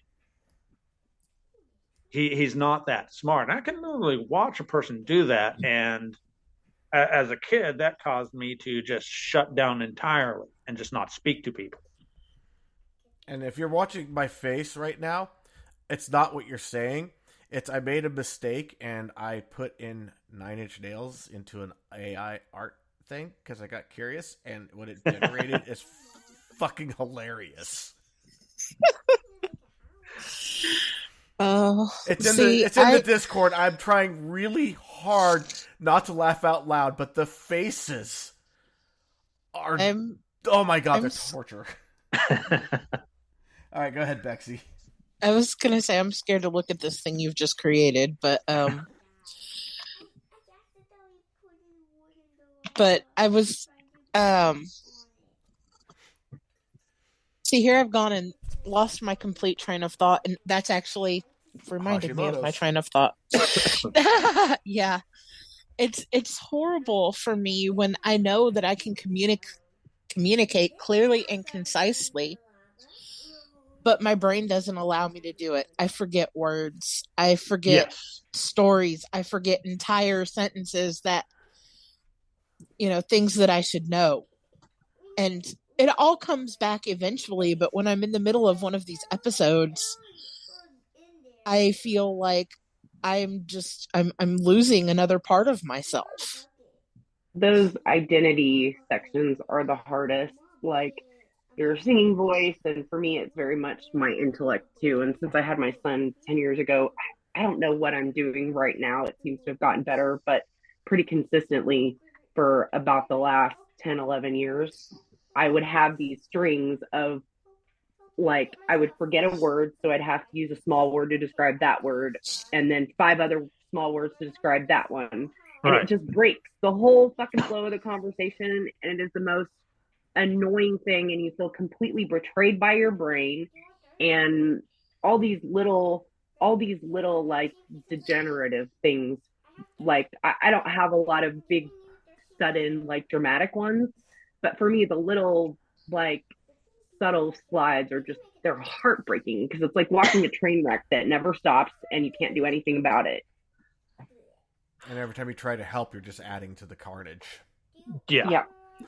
No, I just call that parent brain because every time I have had kids, every time. Who are not being quiet right now? Come on, you two.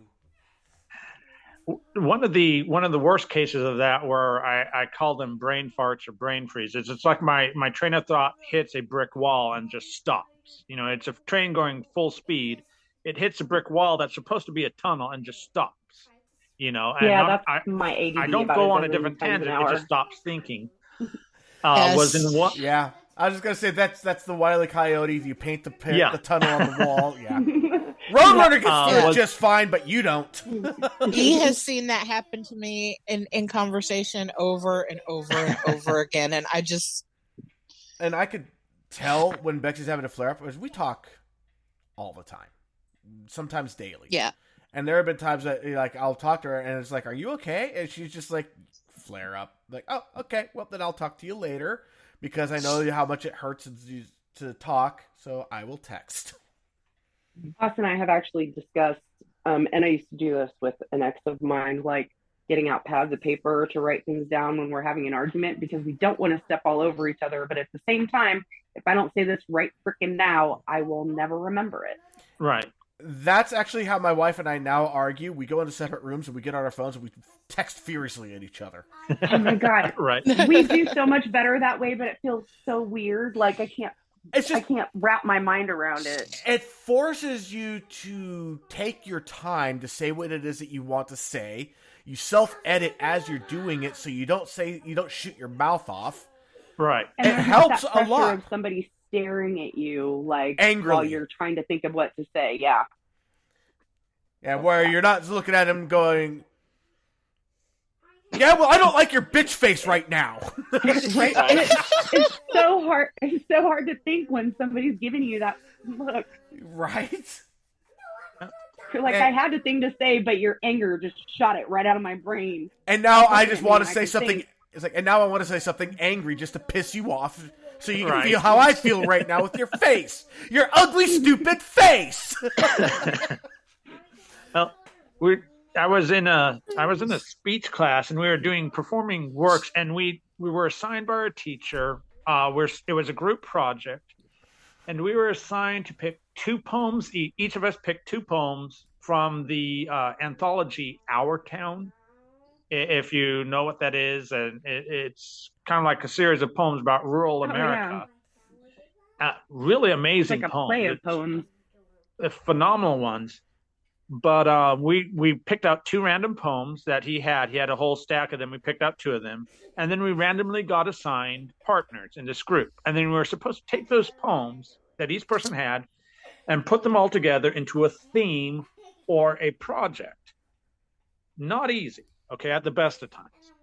My group decided to be really smart, and we decided to do a deconstructive approach to it, where we took what the words of the poem and twist them into a setting that was a murder trial. Now, if you know anything about the poems, they're not about murder trials or anything. They're about the idyllic Midwest town, the sleepy little town where nothing ever happens. Everybody knows everyone and all that stuff. And we took it and twisted it into something really dark, meant to be really dark. And, we had a murder trial, and I was playing the judge. We had 2 weeks to prepare. I was going through doing all my memorization of the poems. They weren't long. And the night before I went through my practice, I'm like, okay, I'm stumbling a little over it, but I'm okay. I've got it memorized. I should be okay.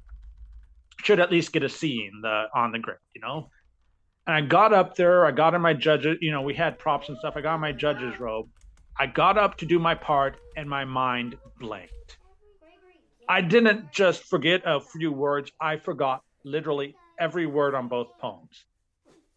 And I never got stage fright or anything like that. I don't get that going up on stage. I'm comfortable, but I lost everything.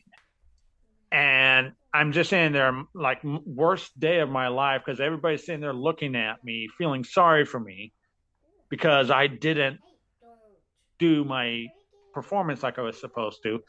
And I'm sitting there going, I had it memorized, though. That has Word been one for of my word, biggest I had problems. it memorized, and then I just lost it up there. And it's kind of like the first time dropping words and that stuff actually affected me in such a major way.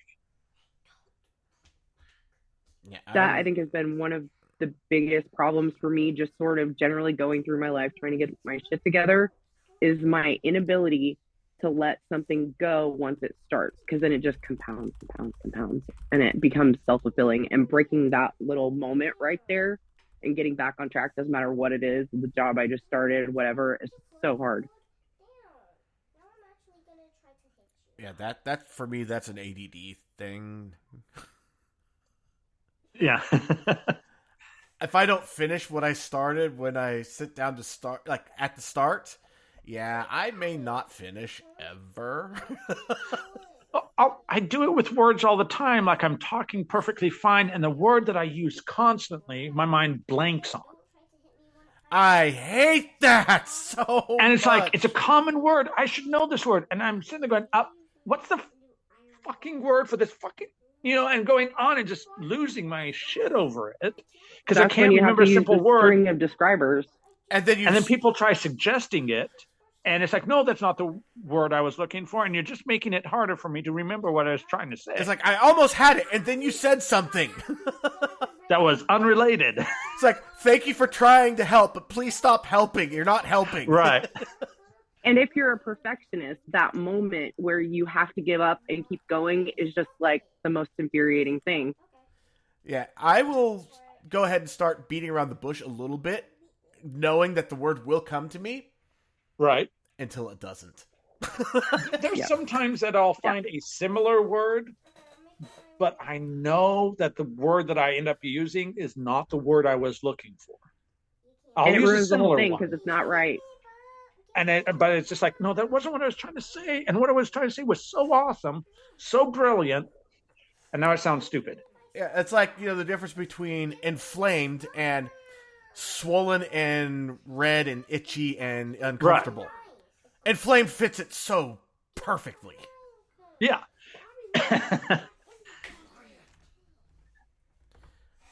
I'm going to... But kind of getting back to dealing with the hypothyroidism. I mean, all those issues, I've learned to kind of accept it and accept the fact that some jobs that I really like, that I really wanted to do, I enjoy, I can't do. And learning how to turn that into something that I can still do, where it doesn't really affect it that much, and having to accept that. I mean, I'm getting to the point, but it's still, I did not have the support as a child necessarily, because in a lot of ways, my parents didn't understand what was happening to me or what was going on. I knew something was wrong as a kid, but I didn't know what was wrong. So I couldn't communicate that. And now looking back, and if I ever have kids of my own, realizing that they will probably have the same problems I do, and having to look ahead at that and saying, okay, now how do we deal with that? Was there if that ever comes about, before it ever comes about. Was there ever any kind of recognition between you and your dad when you were a kid that you guys were kind of going through the same thing, whatever that was?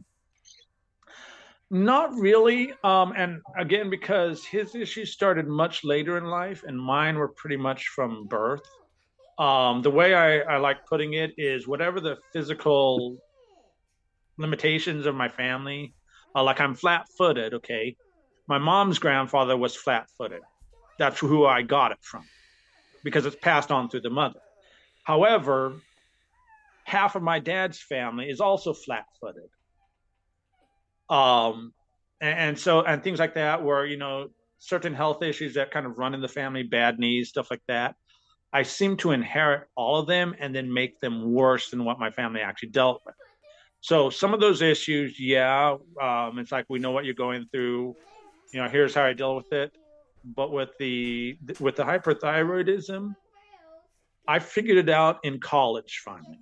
By high school, I knew something was majorly wrong. I knew what wasn't working right, but I had no clue why it wasn't working.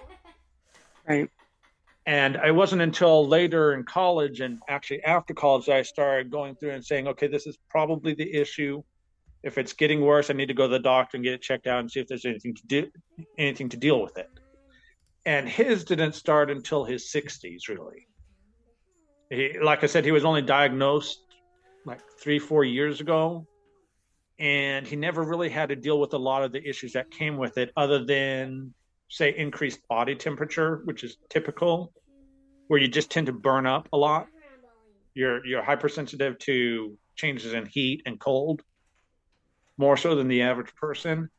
Those were about the only things he ever noticed growing up, or dealing with it, and the rest of it, he just either didn't complain or never talked about it. So there was never really any reconciliation or agreement kind of coming to that, because by the time he got diagnosed, we were kind of falling apart from each other, to the point that I had finally had enough and I was done giving second chances. That's right.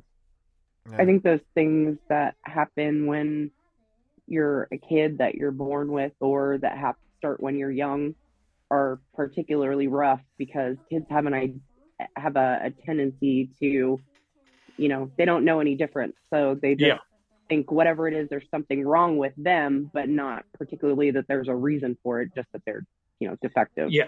It's a not natural, but it's a natural reason why you're having these issues. It's not your fault.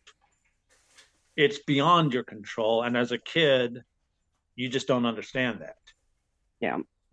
And it's beyond your parents' you've only control lived too. one life, so you don't know any different. You just Right. think, Right. And Bexy was saying that, you're talking about, she said that she's hypersensitive to cold. So she gets that. The hypersensitivity. Well, so like taking showers, like my roommates, they all like their showers really hot. I always have to crank it down, even though it's not that hot per se. If you actually measure the temperatures, I have to keep the temperature of the water while I'm showering down to almost skin temperature, because if it's slightly above that, it feels like my body is burning up, like it's scalding my body. It's not, but I automatically pull away from it like somebody dumped boiling water. So you can't do same hot thing tubs. with if it gets a little bit cold on the water, slightly below body temperature, then I do the exact same reaction where I just cannot be anywhere near it. Damn. Like I feel like I want to run out screaming from it. I don't, because screaming isn't exactly a there's no real reason for screaming if it's just a little cold. Also, just I can just see it now. Friend hanging out with a roommate while you go to take a shower. Also, there's this blood curdling scream. He's like, "Oh, is he okay?" Yeah, temperature is probably this naked off. guy goes running out of the bathroom screaming. What's the that would not be matter? good. The water's just slightly off. But I'll also notice things like when I was staying with the one guy I used to work for, his air conditioning unit went out in the middle of summer, in the middle of 100-degree weather. Yeah. Ooh. And I could tell when it would drop a degree in the house. It'd go from 94 degrees in the house to 93. And my skin would start to go, "Hey, I feel better." And even when I'm bundled up fully with multiple layers on and a slight wind blows, I still am freezing cold. It still goes straight through me, no matter how much I layer, no matter what I'm wearing. If there's a slightly cold breeze, my body reacts to it, and I feel like I'm, half naked in the snow. That just sounds exhausting. I've had like a slight issue with cold for the last few years, but that just dealing with that constantly, no matter which way you go, just sounds exhausting. Right. So growing up in the foothills of a 14,000-foot volcano, I could say that I'd rather live in a colder climate back then than a warm one, because you can keep adding layers. But Right. Once you get down to your small clothes, going any further gets you jail time. Right. And then I moved to the freaking Southern California desert. And I had to learn to be okay with the heat. And now I live in the Sacramento Valley. And it's just hot. Yeah. Well, one of the other issues with it too is anytime I exert myself physically, I have issues breathing. It always feels like my lungs constrict. That's also another sign of hyperthyroidism or Graves' disease. Shortness of breath when you exercise. Your body just can't handle the physical exertion because of I guess they said, the increased heart rate and blood pressure. You always feel like you're stressed out. So when you're exercising, your body automatically acts like you're doing far more than you should. But the other issue is sweating. Your body, you sweat profusely, even with very mild physical work. And So so basically you have the body temperature regulation of a toddler or a small child. Yeah. It's great in wintertime because all I need is like a blanket, and I'm always hot. And so when I go to bed, I have a blanket. I stay warm, even if it gets super cold in the apartment. Let me guess, you can stick your feet out from under the blankets, even in the dead of Yeah, winter. I can. I can, and I'm still okay. I cannot summertime, keep it's my not feet fun, covered. though. I can't keep my feet covered. It sucks. I'm the same way. Summertime, I can't work. I can't have anything on because I just radiate. But it made it hard going in for like when I was looking for work and going for interviews in the summertime. You take a shower, you walk out, you drive over to the job that you're getting an appointment with, and you walk out of the car, and it's 90+ degree weather. And by the time you walk into the store to do the interview, you're pouring sweat. It's like you've been outside all day long. And then people look at you funny, and it's like, what, you didn't take a shower? You stink. And going, I'm aware of that. I can't do shit about it. Like, I literally took a shower, put deodorant. I even put perfume on, okay? Mint perfume, cologne, whatever. I even put that on to cover up, and still doesn't do anything, because as soon as I start exerting myself, especially in the heat, the body just starts overreacting like it's way hotter and you're working way harder than what you should.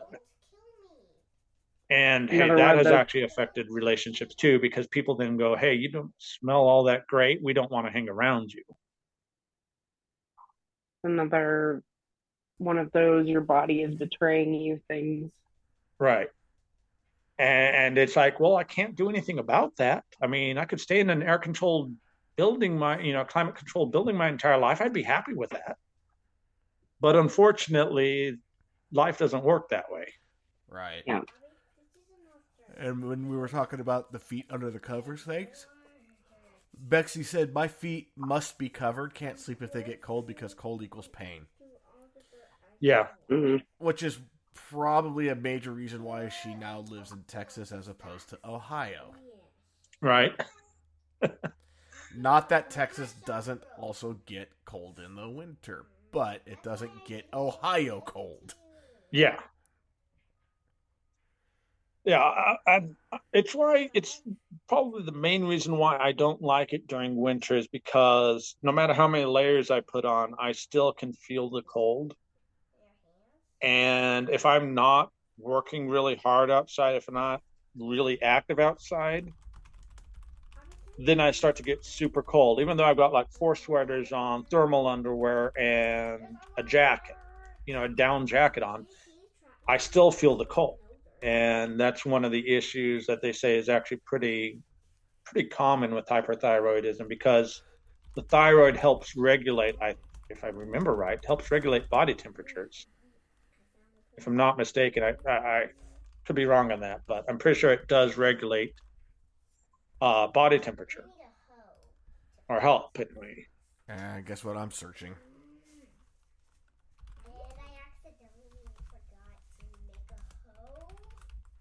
Does the thyroid control body temperature? And the answer is the gland also controls your body temperature. There it is. Okay, yeah. That's what I thought. So yeah, with that going out of whack, which is why usually it's kind of funny. My dad would do this too, but there are some times during winter where I get so hot with layers on that I will open up my shirt collar, and it'll kind of, if it's super cold out, like 30 degrees or whatever, steam will kind of come out. It'll radiate heat. Yeah, it was just saying that the thyroid hormone itself causes it tells your body how much, what temperature to run at. So when you're getting more hormone, your body temperature rises. So yeah. Right, which if I remember right, hypothyroidism, where it's less than active thyroid, you tend to be cold constantly. And that's funny you should say that, because Bexy just dropped in chat that her base body temperature is 95.5 most of the time. Right. Mine has always been 99.1. But I think that was just my metabolism. Now it's down to 98.6, like most people. Yeah, mine's always been low. So my body temperature, when I take the temperature, or when I take like the thermometer, it reads at 98.6 usually. But like if I dress up a little bit and then people get close, they're like, wow, you're like really hot. I'm like, yeah, gee, thanks. I can't turn this off. Not that way. But yeah, I mean, it's just like they're going, ooh, I go, hey, so look to the girl saying, hey, in wintertime, you won't need extra blankets, just cuddle up, Yeah. I'll keep you warm. Yeah, but then of course there's the flip side of that. Oh my God, you're baking me! Get off! Yeah, in summer especially. Oh no, even in the winter, like my wife, she is anemic, so her body temperature is always low. And she goes to cuddle me, and it's like, okay, she's got that cooler body temperature. You'd think that would be a great match because I run warm, she runs cold. Right. Yeah, no, she overheats me almost like within like a couple minutes. I'm overheated. Right. And she's like, but you're bet warm. your mom... And I'm like, get off of me. I bet your mom loved that too. Micah, or my son, M. Yeah, my mom actually, for the most his part, body was temperature okay is with always... it.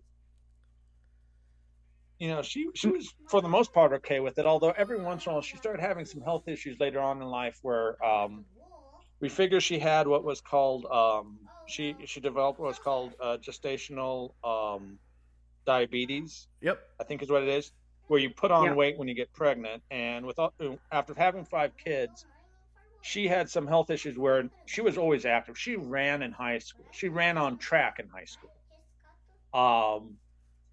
Always hyperactive, always did work around the house. But I remember her as always having probably at least 100 extra pounds on her or more. That's I mean, hard. she was 5'1" when she passed away. She was 5'1", and I think over 300 pounds. Wow. And a 5'1" She just frame, could not that's a lose lot of weight. extra And so after a while, the extra body heat from my dad, was not a good thing. Well, and it happens with the babies too. My son, when I was pregnant with him, it was like having a space heater strapped to my front. It was like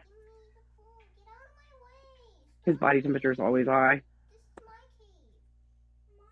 And in doing research on like the condition and that stuff, and if there's options, one of the reasons why I want to go to the doctor is one of the options is taking basically they said radiated iodine to help shrink the thyroid again. Yeah. But that's something that has to be prescribed. Yes.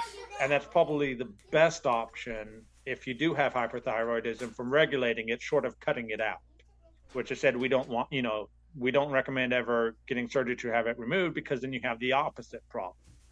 Yeah. If I remember correctly, to nothing.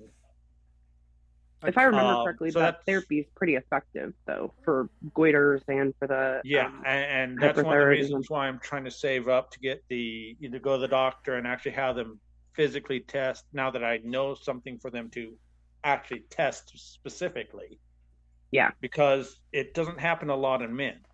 It's I think like 1 in. I'm trying to remember what they said, but it's something like 1 in 38, or for every 38 women who get hyperthyroidism, 1 man will get it type thing. It's like a huge discrepancy. Yeah.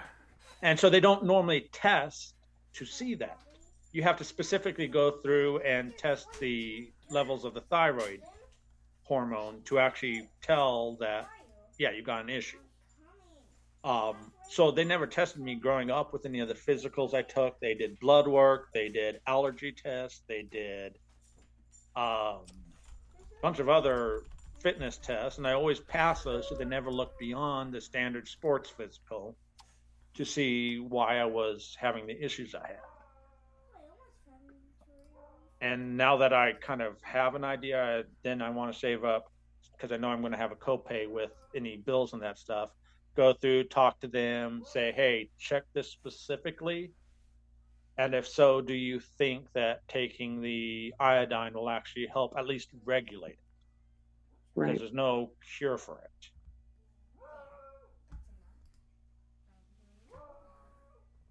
One of the lucky few. Yeah. And that actually makes sense, because I feel like I've seen over your life. Yeah. Regardless, even if it's quote cured, it can come back. Right. Yeah. Well, I mean, that's kind of like cancer too. Even if you die of anything other than cancer, that's how you beat cancer. But given the long enough timeline, cancer will always come back. You can't remove it completely. Even if you cut out the tumor and all the everything around it, all it takes is one rogue cell. Yeah, one rogue cell, and it will come back. It's quite often worse than before. More often than not, it'll be worse than next time. A lot of times it's because, like, if they're cutting around the tumor, if they even nick the tumor, right? And a lot of times they don't even. It's like even the flesh around the tumor itself may not show as cancerous, but it is cancerous, right? And it's like a hand grenade going off in your body, and it just like the shrapnel, it just spreads. And that's one of the dangers with dealing with cutting out tumors. Right. But again, it's like then you have the whole thing of we don't remove the tumor and you die sooner, or we remove it, you live longer, but it may come back more aggressively next time. It's not exactly a half a dozen of one, six of the other. It's like half dozen of one, a dozen of the other. Which one would you rather have? But you're getting it regardless. Right. And that's kind of the way it is with the hyperthyroidism or Graves' disease. You can regulate it, you can control it, you can minimize it, and basically extend your life. Right.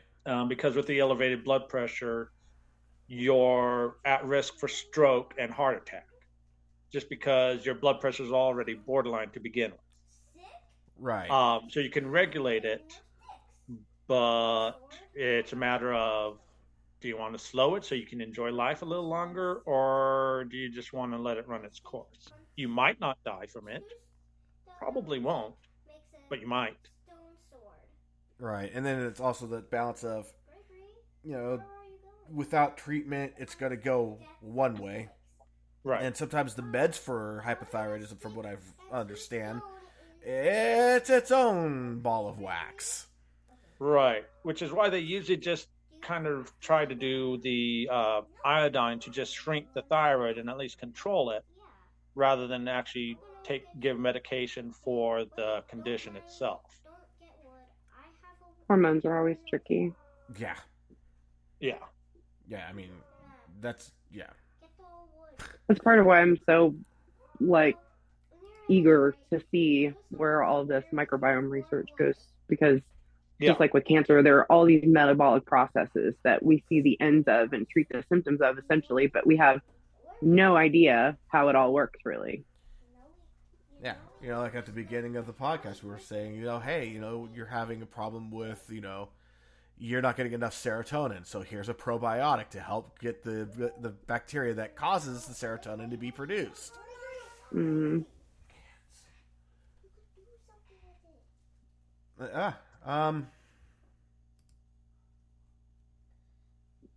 Looks like the chat's pretty much died down now. But Matt, seriously, thank you very much for coming on the podcast. You're welcome. Thank you for being a last-minute ad. It was literally, I just went in there and went, he has stories. I know he has stories. Right. Hey, would you like to be on the podcast? Sure, when? A couple hours? Now. In a couple of hours?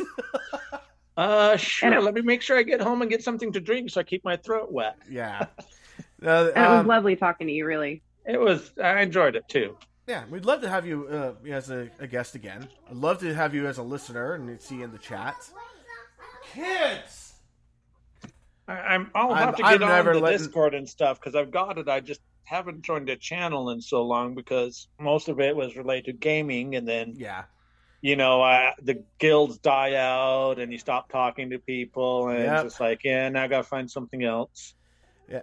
And then next time, if the kids have to come out to the office, they are going to watch videos. No more gaming, because this fighting is just no.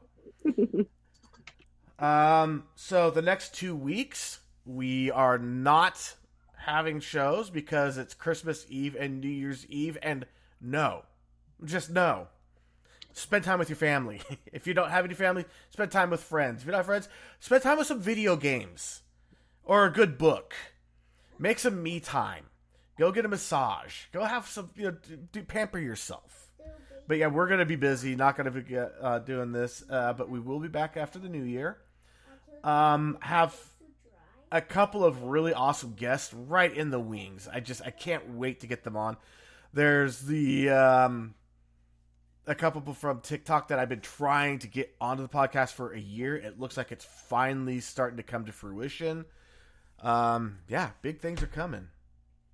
And you have 8 days before Christmas to do the holiday. What is that thing? Self-care. Bingo. Yeah. Yep. Bexy said, Matt, thank you so much for sharing. Kat, thank you, Matt. Bexy, self-care people. Yeah, definitely. Thank you very much. And yeah, we won't be back next week, but we will be back in a couple of weeks. Until then, I'm E. I'm Sarah. I'm Matt. And we'll catch you guys next time.